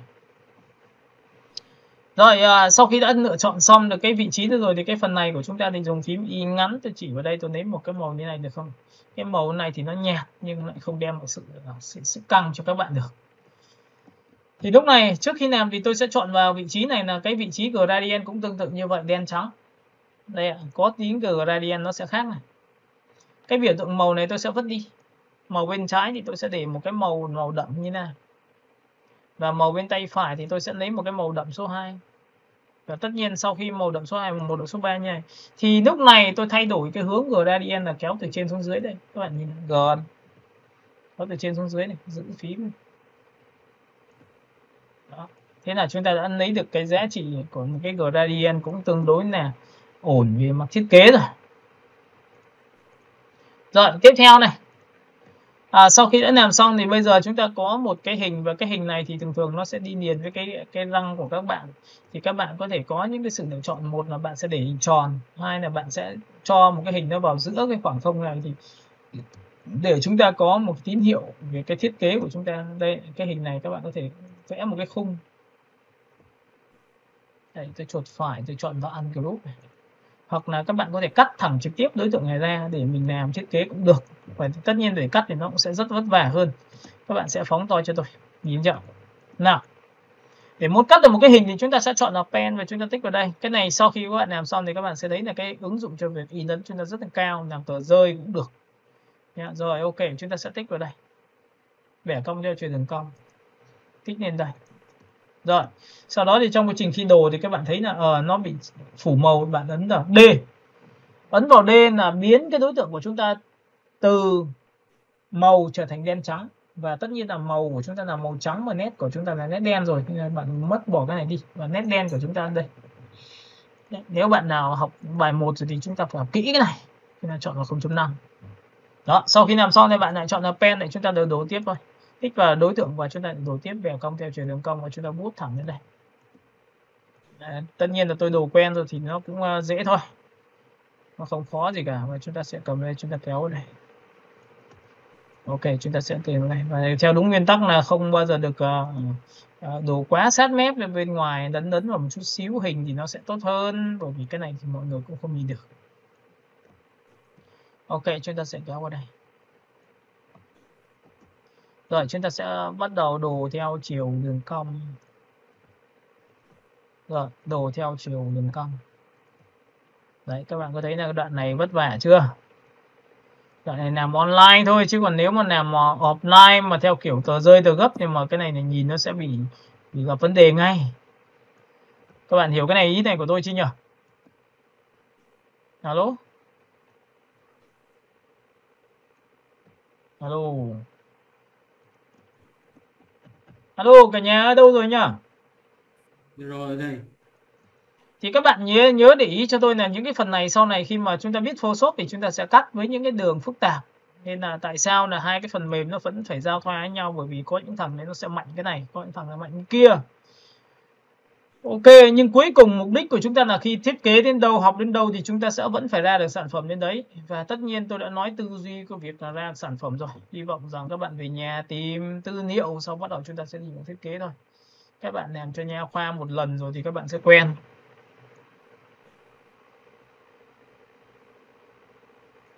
Rồi, chúng ta cắt lên đây. Đấy, khi đồ hình thì đồ như là bên Photoshop luôn. Và chúng ta sẽ cầm đối tượng này, chúng ta ấn vào đây. Ok, kéo xuống đây. Trong quy trình khi kéo này giữ phím Ctrl để chúng ta kéo lui cái cánh tay đòn này nếu mà nó bị dài quá. Sau đó thì bạn tích vào đây một điểm cho tôi và chúng ta sẽ đi đến phần dưới. Chúng ta sẽ vẽ cong theo chiều đường cong. Tất nhiên trong trường hợp này mà bạn cho chui vào trong hình tròn thì đã đơn giản quá. Không phải cắt giống như tôi đâu nhá. Nên là chẳng qua là đây là luyện về pen thì cho nó dễ thôi, chứ thực ra là có nhiều cách để làm. Và mình làm cách nào để cho nó nhanh nhất mà nó đẹp nhất và hài hòa nhất thì các bạn sẽ chọn là cái phương pháp đấy cho tôi nha. Chứ không phải lúc nào cũng phải chịu khó như này đâu ạ. Đấy, tư duy của người đi làm nó không thể nào mà kiểu cố gắng theo kiểu cách đấy được. Ok, chúng ta tùy cơ ứng biến. Chúng ta có kiến thức rồi, chúng ta cứ làm thật sự là nhanh. Và thậm chí nếu mà nhanh hơn thì em có thể đưa ra phương án số 2 là có thể cắt ra khỏi đối tượng. Thế nếu mà bạn nào mà muốn nhanh nữa thì sang Photoshop và cắt nó ra. Đấy, thì tôi cũng không cấm các bạn cái việc đấy lắm, nhưng mà các bạn nhìn này, đấy, tôi sẽ kéo vào đây, tôi sẽ click vào đây, tôi sẽ kéo theo đây. Ok, tôi sẽ kéo đến đây. Tại vì cũng quen rồi nên là chúng ta cứ thế mà chúng ta làm thôi. Rồi chúng ta sẽ kéo vào đây. Ok, chúng ta sẽ giữ phím kéo vào trong một chút xíu.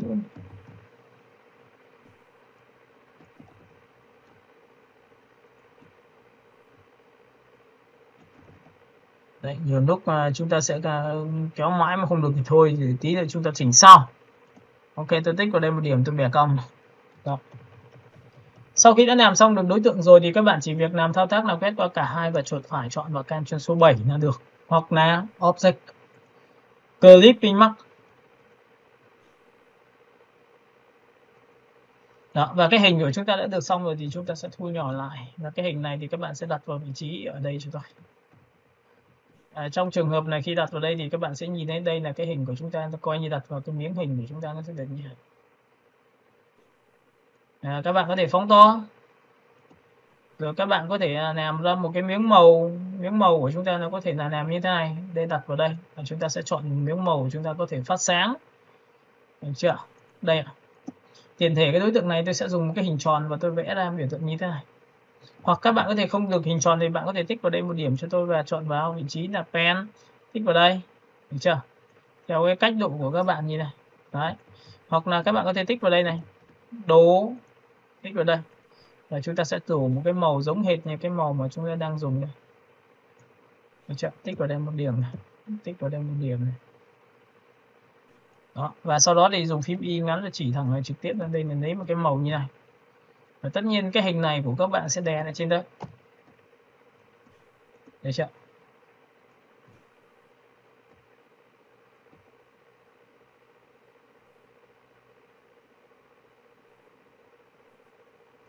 Rồi. Nếu mình để ý rằng là sau khi mà tôi đã có được cái song hình này thì các bạn hãy chọn cho tôi một cái giải pháp. Một là bạn có thể chọn cho đối tượng của chúng ta nó phát sáng. Ok. Các bạn biết được phát sáng chưa? Nào, các bạn sẽ chọn vào Effect. Bạn chọn vào biểu tượng là Style và Drop Shadow, chính là tạo bóng. Có nghĩa tạo bóng cho chính đối tượng đấy. Bạn tích vào đây cho tôi. Và cái này nó rất là đơn giản là các bạn chỉ cần chọn vào Multi và bóng màu này thì tôi sẽ chọn là bóng màu đen, màu trắng. Và tôi chọn vào Normal. Được chưa? Ở đây nó có XY cho các bạn thì tôi sẽ đặt vào giữa hoặc không. Nên là cái giá trị để các bạn có thể làm đây mà không định. Tiếp theo đây là độ nhòe của bóng, đấy bạn nắn chuột cho tôi. Được, cái này thì đổ 100. Quên mất chúng ta phải chọn đúng đối tượng trước đấy. Nào, chúng ta chọn vào Effect, chúng ta chọn vào Style và chúng ta chọn vào Drop Shadow. Và cái này thì như tôi vừa chia sẻ cho các bạn là tôi sẽ chọn vào Normal. Và tiếp theo thì tôi sẽ chọn cho nó một cái bóng màu trắng để nó phát quang, để nó xung quanh cái này. Tiếp theo cái bóng này tôi sẽ để về dạng không hết. Cái bóng này thì các bạn sẽ chọn cho tôi 100. Rồi, cái này thì các bạn làm chuột ra. Làm chuột nó rộng ra. Đấy, làm chuột lên số 6 nó sẽ tỏa nhiệt này. Đấy. Rồi, sau khi đã làm xong tỏa nhiệt xong thì các bạn có thể làm thao tác là làm cho cái tấm ảnh này lên cấp độ phần sáng xung quanh nữa thì Ctrl C, Ctrl F để nhân bản này. Nhìn chưa? Nhìn có hai cái chưa? Thì nó có bóng phát sáng là Ctrl C và Ctrl F tiếp theo một lần nữa này. Đấy thì chỗ đấy nó tự phát sáng thôi. Nó sẽ được như vậy. Ở cái phần này thì của các bạn là nếu mà cái ảnh này của chúng ta muốn sáng lên để rõ hơn về cái sắc độ thì các bạn có thể ấn vào Ctrl C và Ctrl F. Sau đó thì các bạn sẽ dùng hòa trộn cho tôi giống như chúng ta dùng hòa trộn làm sáng ảnh thì đây, hòa trộn sáng ảnh đây. Nhìn thấy chưa? Và cái sáng này đã sáng chưa hay là nó rõ quá thì bạn có thể chọn cho tôi giá trị là 50% để cho nó bớt sáng đi. Được chưa? Tiếp theo phần thứ hai của các bạn là gì? Các bạn sẽ phóng to cho tôi cái này. Vẽ cho tôi một cái biểu tượng của một cái chân của đối tượng của chúng ta đặt này. Cái này thì các bạn cứ chọn cho tôi một cái phím Y ngắn và chỉ cho tôi một cái màu. Cái màu thì các bạn có thể chọn một cái màu nào đó tùy theo tính chất. Ví dụ trong trường hợp này thì tôi sẽ để một cái màu xanh. Và sau khi đã có màu xanh xong thì cái bóng thì nó phải nằm ở dưới tất cả nên cho xuống dưới. Được chưa? Và cái bóng này phải nhòe nên là tôi chọn vào Effect, chọn vào về phần Style, Blur, chọn vào Gaussian Blur thì tự khắc đối tượng của chúng ta nhòe này. Đấy, các bạn có nhìn đâu? Chúng ta sẽ làm nó khá là giống thật. Và tất nhiên những cái phần này của các bạn thì bạn có thể cho nó rõ thêm một độ nữa trong cái phần này cho tôi bằng cách là tôi sẽ cầm vào đây tôi kéo đây và cái này màu trắng 100%. Chưa? Đóng to. Rồi tiếp theo này, cái hình này của các bạn thì bạn đã có rồi. Đây. Trong trường hợp các bạn có thấy rằng là khi tích vào đây nó vất vả không? Alo. Các bạn có nhìn thấy cái hình trắng này của tôi là tích vào nó khó không? Bởi vì nó nằm ở dưới, không nhìn được. Thì tôi dạy cho bạn một chiêu thức nha. Đối với những đối tượng mình nằm ở dưới như này thì chúng ta phải làm một cách nào? Chúng ta ấn vào Ctrl Y dài cho tôi. Ctrl Y dài. Đấy, Ctrl Y dài đấy là hiển thị dưới dạng nét đấy. Nó chính là phần view và chọn vào Canton dài này. Và sau khi Canton dài xong nha thì bạn chỉ cần chạm map này chọn nó rồi. Nhìn thấy không ạ? Alo? Alo? Có. Rồi, với cái phương pháp này thì các bạn sẽ nhìn này, tôi đã ấn vào Canton dài hiện lên nhưng tôi đã chọn được nó thì cho lên trên tất cả. Ctrl Shift ngọc vào đây phải.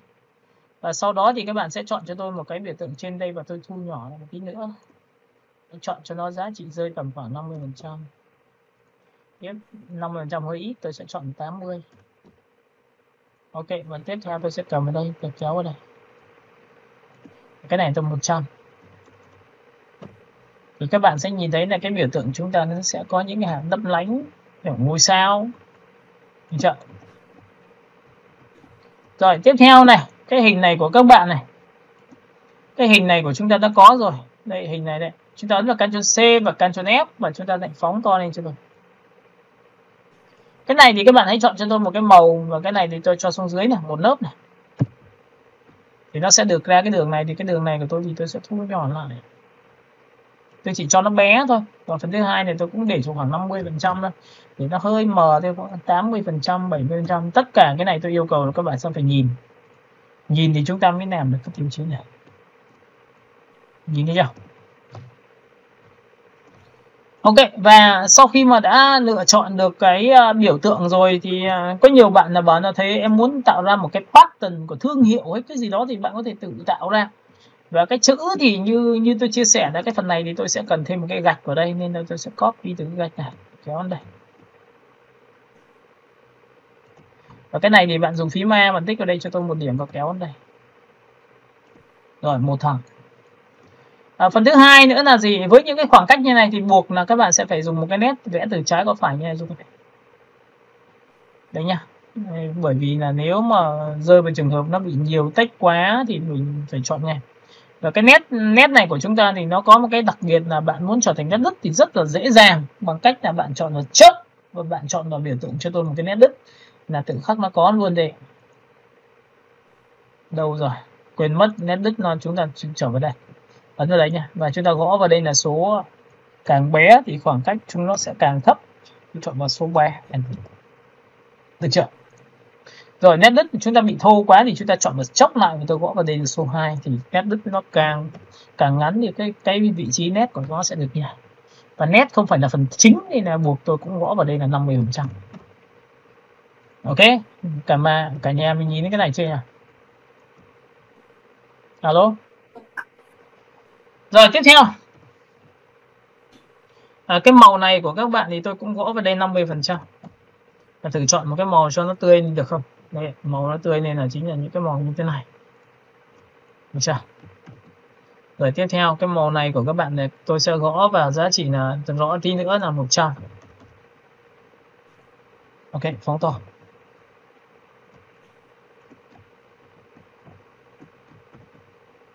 Rồi tôi sẽ dạy cho các bạn thêm một cái chiêu thức nữa là chúng ta sẽ làm chữ. Thì chữ mà muốn tạo ra một cái gradient thì các bạn sẽ làm như sau. Nào các bạn nhìn vào đây cho tôi. Để muốn chữ mang hiệu ứng gradient thì bước số 1 bạn chọn cái apparent. Có nhiều người đã phải hỏi tôi là thầy ơi em dùng cái gradient cho chữ nó không có được. Ok đây. Bạn sẽ ấn vào apparent. Thì trong phần apparent của chúng ta nó có hai phần. Một là cho viền.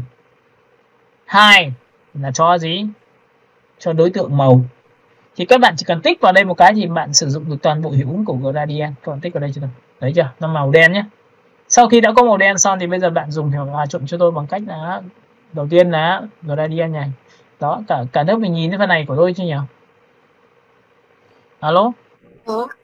Và cái này của các bạn thì chỉ cần chọn vào phím G và kéo từ trên xuống dưới này cho tôi thôi thì tự khắc tôi đã có gradient rồi. Ok, hiểu cái này chưa nhỉ? Alo. Rồi, phần thứ hai như vừa rồi tôi vừa nói cho các bạn biết cái chữ của chúng ta nó có một cái màu và một cái viền. Thì cái viền này của các bạn thì các bạn chỉ cần chọn cho tôi một cái viền màu sổ xuống nhá. Chúng ta chọn vào số 1 này. Đầu tiên viền của chúng ta là màu xanh này. Và tích vào đây thì tôi sẽ chọn một cái màu trắng. Nhìn thấy màu trắng tôi chưa? Alo, tôi sẽ chọn vào số 3, 4 gì đấy. Thì các bạn có thấy là cái viền của chúng ta lấn vào hình không? Alo. Có ạ. Thì các bạn chỉ cần cầm cái viền này kéo xuống dưới cái hình thôi, và chừng nào xuất hiện màu xanh thì bạn vung tay ra cho tôi. Thì lúc này nó có một cái viền màu trắng để nó xác định được cái chữ của chúng ta trông nó cũng đẹp hơn, được chưa? Hiểu phần này chưa đã? Alo. Và cái chữ này của các bạn thì Rồi. liệu là chúng ta có thể dùng được cái gradient cam này không? Đây ạ. X này, chọn vào đây này. Các bạn muốn kéo màu cam sang thì bạn tích vào đây cho tôi. Ok, hiểu cái này của tôi chưa? Alo. Hiểu ạ. Đấy nhá. Và cái màu cam này có thể dịu đi bằng cách làm sao? Ở chỗ này là hơi đậm quá, tôi kéo này đi để tôi giảm cái độ đậm nó đi, để cái màu cam của chúng ta vừa vừa thôi cho nó đẹp. Được chưa? Rồi, phần thứ hai nữa là những cái chữ này của các bạn thì các bạn có thể chọn cho tôi một cái màu, không thì tôi không thích màu đậm đấy, tôi thích màu nó phải nhẹ thôi. Tầm này hay là tầm này. Đấy, thì các bạn nhìn này, tôi sẽ cho tầm này. Thì tất cả những text này tôi cũng cho tầm này. Được chưa? Đấy, thì hai cái màu text này giống nhau. Và riêng cái ông nha khoa này thì tôi sẽ chọn cho nó một cái màu, thử xem là chọn màu này đẹp hay là đấy. Thì logo tôi bắt đầu tôi cũng dùng một cái gradient bằng cách như sau. Các bạn cũng tích vào cho tôi một cái hiệu ứng. Đấy, nhìn chưa? Và chúng ta chọn vào phím G và kéo vào đây. Logo thì chúng ta có loại là làm logo bóng bẩy giống như là Vietcombank ấy. Thì các bạn sẽ tích vào đây cho giúp tôi. Và cái phần này thì bạn sẽ bỏ cho tôi cái thuộc tính như sau. Ví dụ tôi sẽ để cái màu này vào đây. Cái này tôi bỏ vứt đi. Hai cái màu sáng tôi sẽ để hai bên. Thì cái này các bạn nhớ nha, tôi tích vào đây này. Tôi sẽ chọn cho nó một cái màu xanh đậm. Và hai bên này thì tôi sẽ chọn một cái màu xanh nhạt đi. Cả lớp mình nhìn thấy cái phần màu xanh nhạt này của tôi chưa nhỉ? Alo. Rồi ạ. Thì các bạn sẽ nhìn thấy cái hiệu ứng chữ của chúng ta nó cũng đẹp hơn. Và cũng tương tự như vậy thì với cái biểu tượng như này, tôi có dùng apparent để tạo ra một cái viền xung quanh màu trắng để cho cái logo tôi bắt sắc nét được không? Alo. Được ạ. Ok. Và chúng ta thử một cái phương án như sau là tôi lại chọn apparent để cho các bạn nhớ nhé. Nào, thêm màu này. Được chưa? Được chưa? Và sau đó thì chúng ta có thể dùng cái hiệu ứng cho nó bằng cách làm sao chúng ta sổ xuống. Hoặc là chúng ta chọn một cái gradient vừa rồi chúng ta vừa làm tích vào đây. Được chưa? Đúng không? Apparent này. Thì cái viền này của chúng ta thì hãy chọn cho tôi một cái màu tên là màu số 3. Và cái này thì tôi sẽ chọn vào chốc của chúng ta kéo xuống dưới của cái phần viền màu. Đấy. Nhìn các bạn nhìn thấy cái chữ tôi chưa? Alo. Alo, alo. Bạn thấy ạ. Rồi, sau đó thì tiếp tục từ những cái này của các bạn này, các bạn nhìn thấy chưa? Tôi có thể dùng cái phương pháp là tôi ấn vào Ctrl C và Ctrl F là copy lên trên đối tượng gốc. Được chưa? Đây, Ctrl Z lại nhá. Nào, Ctrl C, Ctrl F. Không phải tôi ấn Shift X thì có phải nó trở thành viền không? Thì cái viền này của các bạn ấy, điều quyền làm sao tôi sẽ kéo dịch xuống đây để tôi tạo ra một cái viền cho các bạn dễ nhìn được. Cái viền này thì tôi có thể chọn cho nó giá trị là 100%. Bạn có thể chọn vào phương thức là để là multi thì nó sẽ làm đậm màu cho các bạn. Với cái cách làm đậm màu như này thì tôi sẽ để xuống rơi tầm khoảng 20% như này. Liệu nó có đẹp không? Nếu không đẹp bạn bỏ, được không ạ? Thứ hai nữa là gì? Sau khi tôi đã chọn xong cái này xong thì tôi sẽ làm sao tôi vẽ thêm một vài cái chiêu thức như sau. Tôi phóng to cái chữ nha khoa, tôi sẽ đặt vào đây. Ok, tôi sẽ chọn vào biểu tượng như sau là tôi sẽ chọn là pen và tôi vẽ từ đây đến đây. Cái này nó chỉ là cái hình thức trang trí thôi, và vẽ bằng nét nhá.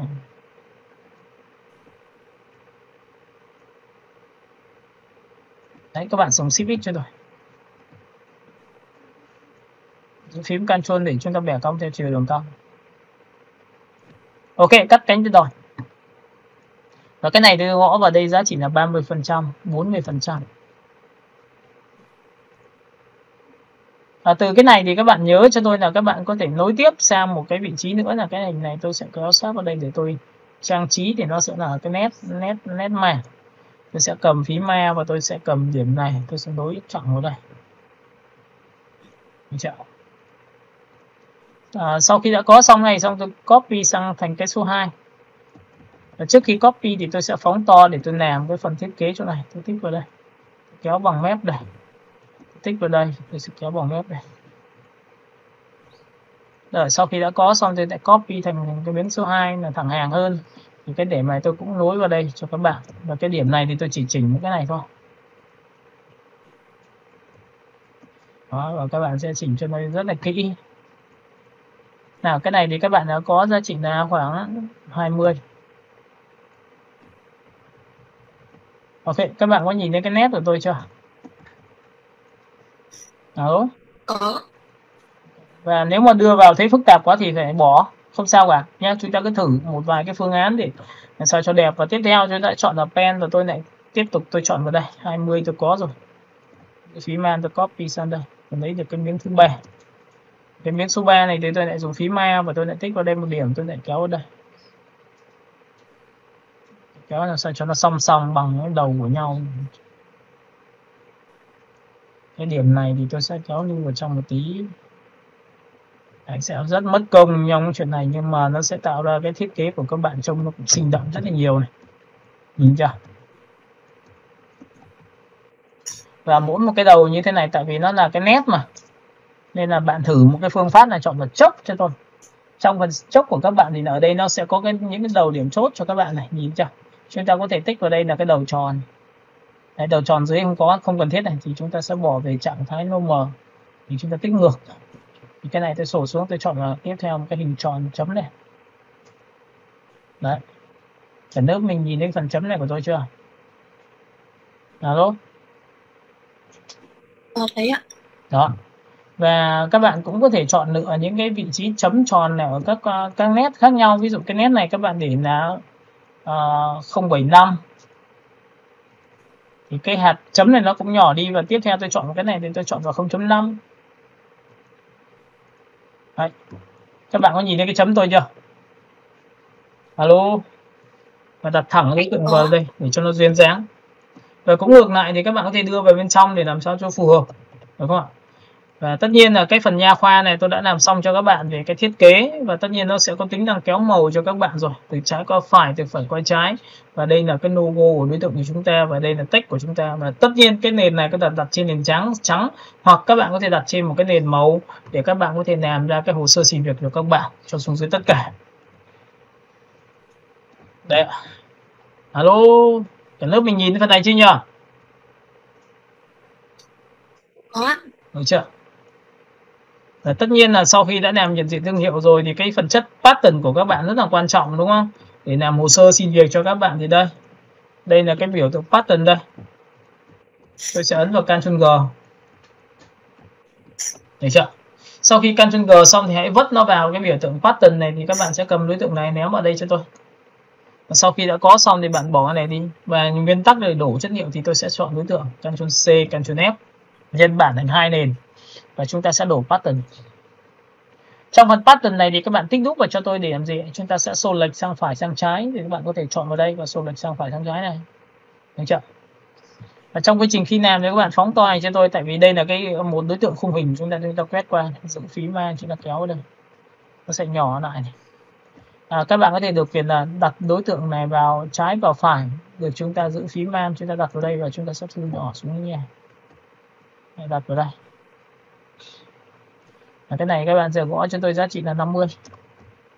Và chúng ta sẽ kéo vào đây một tí nữa thì chúng ta sẽ có một cái hình nữa tiếp theo chúng ta kéo vào đây. Và chúng ta sẽ có giá trị là 30. Đó, và cái logo thì của chúng ta thì chúng ta sẽ quét qua. Tôi sẽ đặt vị trí ở phía trên như này. Cái này thì tôi sẽ đặt ở vị trí tiếp theo tôi sẽ cái này tôi sẽ đặt ở đây. Đấy thì các bạn sẽ ngồi chỉnh làm sao cho nó những cái đối tượng của các bạn đưa vào nó sẽ phải hợp lý. Cái này tôi sẽ đặt xuống dưới đâu. Cái này tôi sẽ quét qua, cái này tôi sẽ phóng to cái này lên đây. Ok. Cả nước mình nhìn thấy phần này của tôi chưa nhỉ? Alo. Và tất nhiên là các bạn sẽ phải quét qua cả cái khu vực rộng ngoài như này thì nó mới có giá trị nhé. Đặt sát này nó sẽ hay trường hợp bị bất hình nên tóm lại tôi sẽ đặt vào đây. Và cái này tôi sẽ đặt là 5. 20. Ok, nếu mình nhìn cái này chưa nhỉ? Rồi, sau đó thì bạn tích đúc đây cho tôi thì tự khắc chúng ta có một cái pattern bên ngoài này. Đấy, các bạn có nhìn thấy cái pattern chưa? Và đã là pattern thì thường của thương hiệu của chúng ta thì luôn luôn nó phải làm giá trị gì? Không được bị lấn át hành chính. Nên Cái này tôi sẽ chọn cho nó giá trị bằng 50% hoặc 20% như này thôi. Để chọn. Ok. Và sau khi đã làm xong cái phần này xong thì các bạn để ý cho tôi là cái phần hình của chúng ta nó rất là rõ ràng. Chúng ta sẽ phóng to lên đây. Hãy vẽ cho nó thêm một cái khung nữa vào bên trong. Hoặc là các bạn làm một cái bóng tùy theo tính chất của các bạn. Tôi đặt vào đây đến đây. Cái này thì tôi sẽ để một cái màu thôi, cho xuống dưới tất cả để nó tách biệt này. Đây. Đấy, thì các bạn có nhìn thấy cái khung này của tôi nó sẽ được nhàng không? Alo. Alo, các bạn nhìn thấy cái phần này của tôi chưa nhỉ? Thấy Tất nhiên những cái này thì các bạn chỉ cần chọn cho tôi một giá trị về multi là chúng ta đã có giá trị một cái thiết kế được rồi. Đã xong. Ok, các bạn nhìn thấy cái này của tôi chưa? Và đây là một sản phẩm mà làm về nha khoa. Nhìn nhá. Và sau khi đã làm xong tổng quan toàn bộ đối tượng này Z, chúng ta phóng to lên. Khi phóng to thì chúng ta để ý là nó phóng tầm như này. Thì bắt đầu chúng ta ấn F toàn bộ màn hình của chúng ta xem chính phụ này. Đã xong. Alo. Để nó mình nhìn cái phần này chứ nhỉ? rồi ạ. Rồi. Vậy thì bắt đầu sau khi làm xong như này thì chúng ta cũng phải thử một vài phương án nữa để làm sao. Vậy cái bên này nó có chấm này cũng hay này, thì thường thường chúng ta đặt chấm những chỗ này có được không? Đấy, các bạn nhìn chưa? Rồi ok, tôi sẽ chọn vào đây và tôi sẽ phóng to lên một tí. Phóng to như này đi, ok. Sau khi phóng to thì tôi gõ về giá trị là 30%. Sau đó thì tôi sẽ có một cái nhỏ nhỏ xíu chỗ này nữa. Tôi sẽ gõ về đây là 30%. Ok, nếu mình hiểu cái này chưa nhỉ? Đó. Hiểu ạ. Và cái này thì của các bạn thì gõ vào đây 20% thôi. Bởi vì nó sẽ phải là tôn giá trị chính lên. Đấy, thì có nhiều bạn là bảo là thấy đoạn này nó cứng quá thì làm sao làm effect, chọn vào blur và Gaussian blur. Đến đoạn này là các bạn hoàn thiện sản phẩm để làm sao để cho khách hàng người ta nhìn rõ. Tuấn vào đây để nhòe này, Tuấn ok cho các bạn xem. Đó, và tất nhiên là cái hình này thì của các bạn thì buộc nó sẽ phải có một giá trị. Đấy, bóng đổ của đối tượng đây. Multi rồi. Multi là làm đậm màu rồi. Và tất cả những cái đối tượng này khi mà đây là làm trên CMYK nhé, các bạn nhớ nhé, là chúng ta in ấn được cái này. Các bạn hiểu cái này của tôi chưa nhỉ? Alo. Còn nếu mà các bạn sang RGB thì màu của các bạn sẽ thấm được một độ nữa. Ví dụ chúng ta chọn vào phần Color Mode, rồi chúng ta chọn vào RGB, màu sẽ thấm lên một độ. Nhá. Các bạn nhìn đi nhá. Màu sẽ thấm lên một độ để nó sẽ tách biệt cho các bạn hơn. Ok. Rồi, bài hôm nay thì tôi đã xử lý xong cho các bạn. Và hy vọng rằng các bạn sau cái bài này thì các bạn sẽ làm cho tôi một cái sản phẩm về nha khoa. Và trước khi làm sản phẩm nha khoa thì nhớ một điều rằng là ở phần này thì bạn có thể chọn nội dung này, đây nội dung ở trên mạng này. Và tất nhiên phải xuất một cái ảnh này ra để làm một file thiết kế rồi thì chúng ta có thể chọn là file và package đóng gói lại. Đấy, tôi còn chưa xếp này, xếp S này. Trong phần xếp này thì tôi sẽ để ra ngoài phần download để tí tôi sẽ lấy lại cho các bạn. Phần này tôi sẽ ghi vào nha khoa. Cái thằng Photoshop này, thằng Inus nó có cái rất tiện này, nha khoa. Được chưa? Và với pen. Được chưa? Ấn Enter này. Sau đó thì các bạn sẽ chọn vào TK cho tôi. TK là thiết kế này. Và sau khi xuất xong thì nó sẽ đóng gói lại cho các bạn. Xếp xong rồi nhé. Nhìn này, ấn OK này. Thì bây giờ các bạn chọn vào file rồi các bạn chọn vào đóng gói này, đóng gói cả phông chữ cho các bạn luôn. Những phông chữ này thì đơn giản bởi vì bản thân thì những cái phông này thì nó không đã được hỗ trợ rồi. Nên bạn làm kiểu gì cũng được nha. Đấy, và tất nhiên là phải chọn cái người mẫu của chúng ta nó phải thân thiện, tạo ra một cái cảm giác là ở đây một cái nha khoa của chúng ta thì làm sao thân thiện với khách hàng, thân thiện với người dùng. Chữ của chúng ta phải có chính phủ rất là rõ ràng. Chúng ta chọn vào package đóng gói này. Đây, tôi sẽ chọn vào file và tôi chọn vào đóng gói. Không biết đã xếp S xong chưa? Ctrl S. Rồi ok. Đây. Ctrl Shift P của chúng ta chưa được này.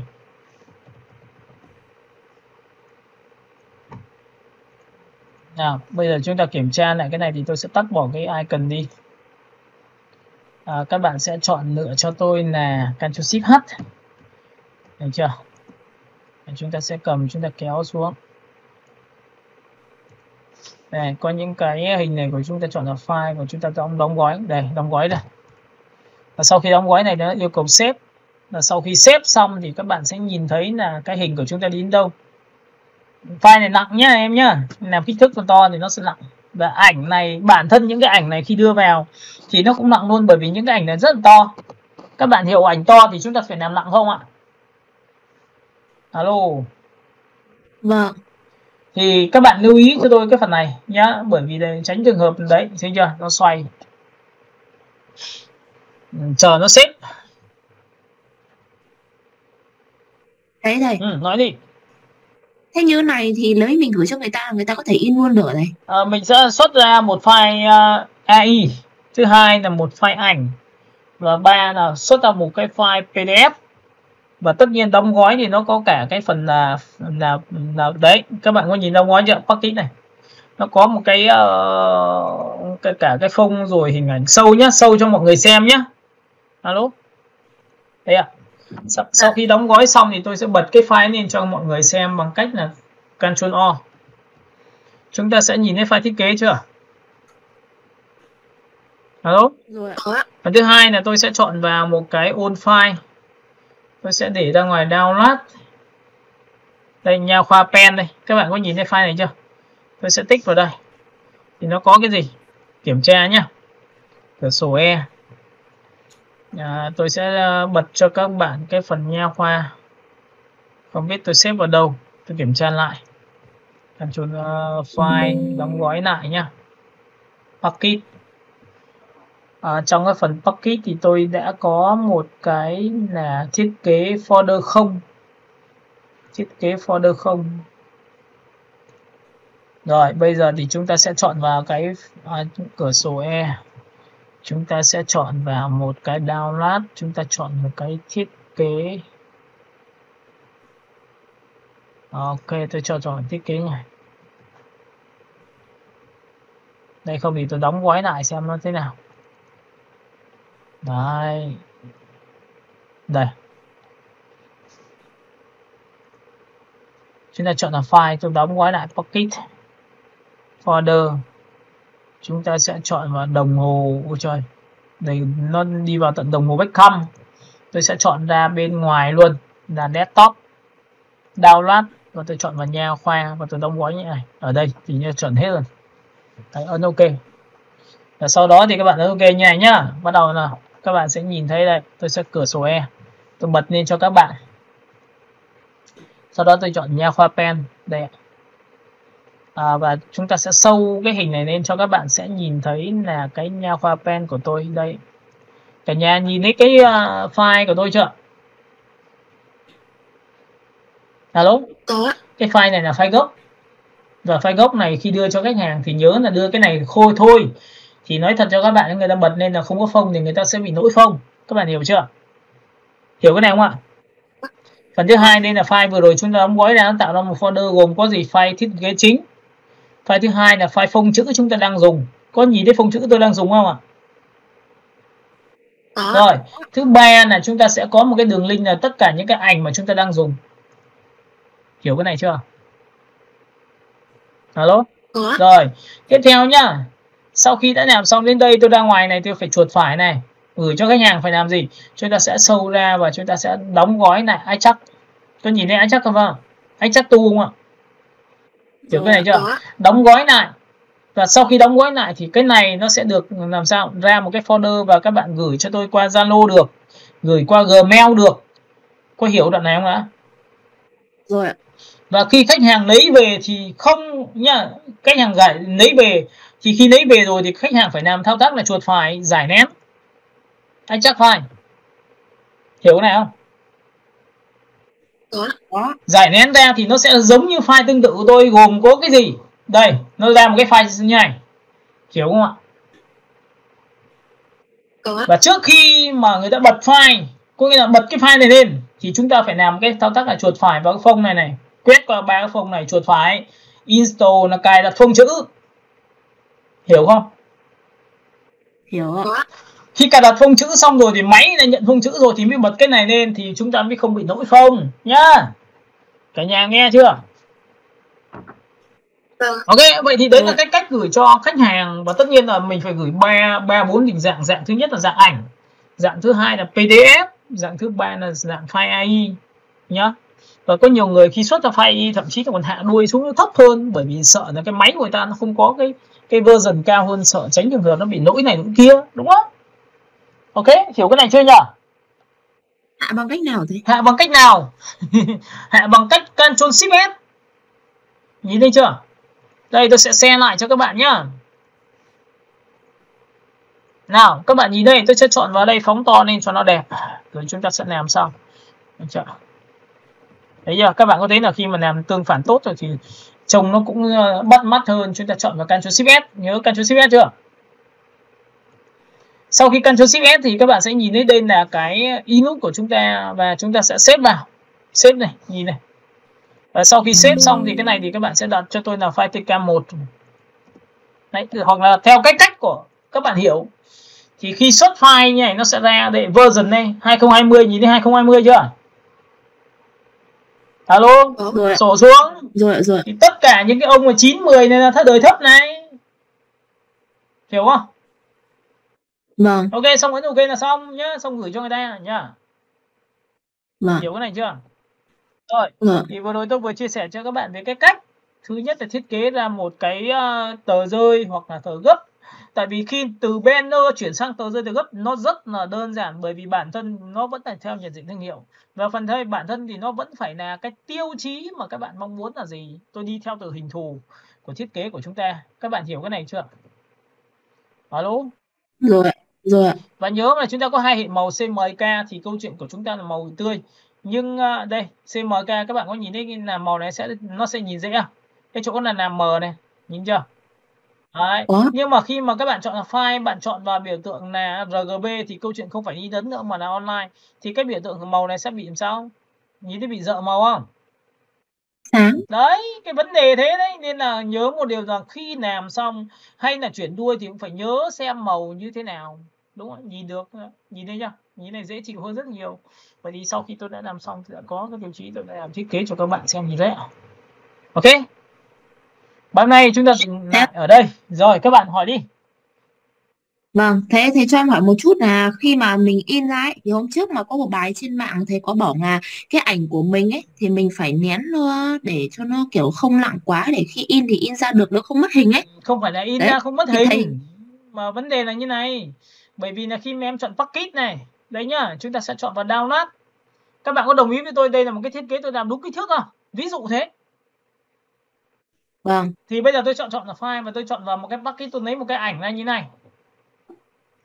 Download và tôi tích vào một cái ảnh to đùng như này, và tôi không vẽ ra một cái hình như này nữa mà tôi tích thẳng cho bạn xem thì cái ảnh nó có to. Nào, ảnh có to không? Quá. Vậy thì khi mà em làm catalog với 10 ảnh như này hoặc là 20 ảnh như này, xin lỗi luôn, máy của chúng ta chắc chắn bị treo đấy nhá, bởi vì bản thân thì cái ảnh đấy nó không thay đổi, chúng ta chỉ thu nhỏ phóng to thôi, đúng không? Vâng. Chính xác chưa? Vậy dung lượng có lớn không? Lớn. Vậy thì trước khi làm về đây, vậy thì các bạn có di qua cái này, các bạn có thấy là nó vẫn còn đường link của ảnh không? Nó còn gạch chéo này không? Còn.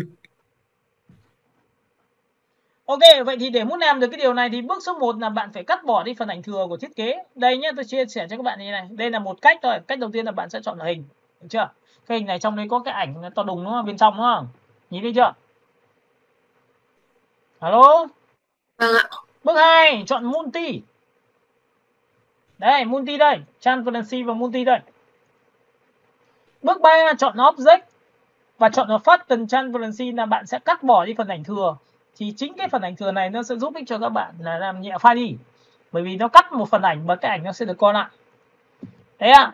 Kênh Alpha và ok. Đây là một cách thôi nhá. Tôi đã nói đây là một cách thôi. Đấy, được rồi. Bây giờ với cái cách này thì bạn di qua. Bạn có thấy là nó không còn cái khung viền hình chéo chéo nữa không? Rồi. Thì cái này nó đồng nghĩa việc là ngắt link cái ảnh của các bạn là từ cái ổ của tôi đến vào trong cái phần thiết kế này. Nên khi mà bạn package, bạn sẽ không nhìn thấy cái ảnh này nữa. Bởi vì nó tồn tại độc lập trong cái file thiết kế này rồi. Các bạn hiểu cái này của tôi chưa? Rồi. Nhưng lại có một cái dở là mình không thể sửa được. Đấy. Hiểu cái này chưa? Thì cái bài này tôi sẽ nói sâu riêng về cái việc mà đóng gói rồi thậm chí là giảm dung lượng như nào để mang đi thiết kế. Bởi vì bản thân có những cái ảnh thiết kế nó chỉ bằng bé bằng như thế này thôi. Nhưng mà có nhiều người cứ bảo là tại sao em thu nhỏ nhây rồi mà em phóng to nên nó bị vỡ, mà trong khi đó là in nút là vector mà. Ồ, vector nhưng mà dùng ảnh thì nó vẫn vỡ bình thường nhá. Hiểu không ạ? Rồi ạ. Đó là cái cách chúng ta khi mà chúng ta tìm hiểu một vấn đề, để cái câu chuyện này là câu chuyện mà không phải giải thích cho các em, mà chúng ta phải là người đi giải thích cho khách hàng các bạn ạ. Có hiểu phải giải thích cho khách hàng không? Rồi. Đấy, có nghĩa là nhiều lúc khách hàng hỏi bảo em ơi tại sao chỗ này nó bị như đây, bởi vì là có nhiều người học rất là kỹ thuật. Tôi đang nói học rất kỹ thuật có nghĩa là gì? Dùng kính lúp phóng to lên thì cái gì mà chả vỡ. Đây này, tôi cho bạn xem phóng to như này, đúng không? Có nhìn thấy hình nó như này, phóng to lên ai chả bị mờ, có đúng không? Chính xác chưa? Bởi vì nó là điểm ảnh nhá. Còn những cái gì nó thiên về vector. Vector là gì? Là những cái hình như thế này này, phóng to thoải mái không bao giờ bị vỡ luôn. Có nhìn lên sắc nét không? Đó, vector là vector mà ảnh là ảnh. Vậy thì hôm nay tôi đã dùng cho các bạn vào cái phong cách liên quan đến việc thiết kế một cái hãng về nha khoa và không có dùng quá nhiều hiệu ứng. Cái hiệu ứng thì chúng ta không dùng nhiều trong trường hợp này được, bởi vì lý do là chúng ta mới học đến pen thôi. Nhưng hy vọng rằng qua cái pen thì chúng ta vẫn tập trung vào sắp xếp về chữ này. Đấy, như tôi đã dùng lần lượt là từ cái chữ nội dung ra sao, tôi phải tách ra như nào này, và tôi dùng bao nhiêu phông này. Đấy, tôi làm cho bạn xem rồi. Và những cái phần chữ ở phía dưới thì tôi cũng đã phải thay đổi để nó phù hợp. Ví dụ những cái biểu tượng icon thì các bạn sẽ đưa vào, thay cho việc người ta ghi địa chỉ rồi người ta ghi là điện thoại, đúng không? Thì người ta chỉ cần có một cái biểu tượng icon, đó là cái gì, cái phone, và tiếp theo một cái nhà, chỉ ngôi nhà thôi. Ok, hiểu cái này của tôi chưa nhỉ? Rồi, ok, về nhà các bạn sẽ làm bài với một cái bài tương tự như này, và tất nhiên tôi đã đóng gói rồi thì tí nữa tôi chỉ cần vứt cho các bạn là xong rồi, đúng không? Các bạn hiểu cái này của tôi chưa nhỉ? Rồi ạ. Ok, nếu không có gì thì tôi sẽ render và gửi lại cho các bạn nha. Alo. Vâng ạ. Em chào thầy. Bye bye các em. Chào thầy. Rồi, chào cả nhà.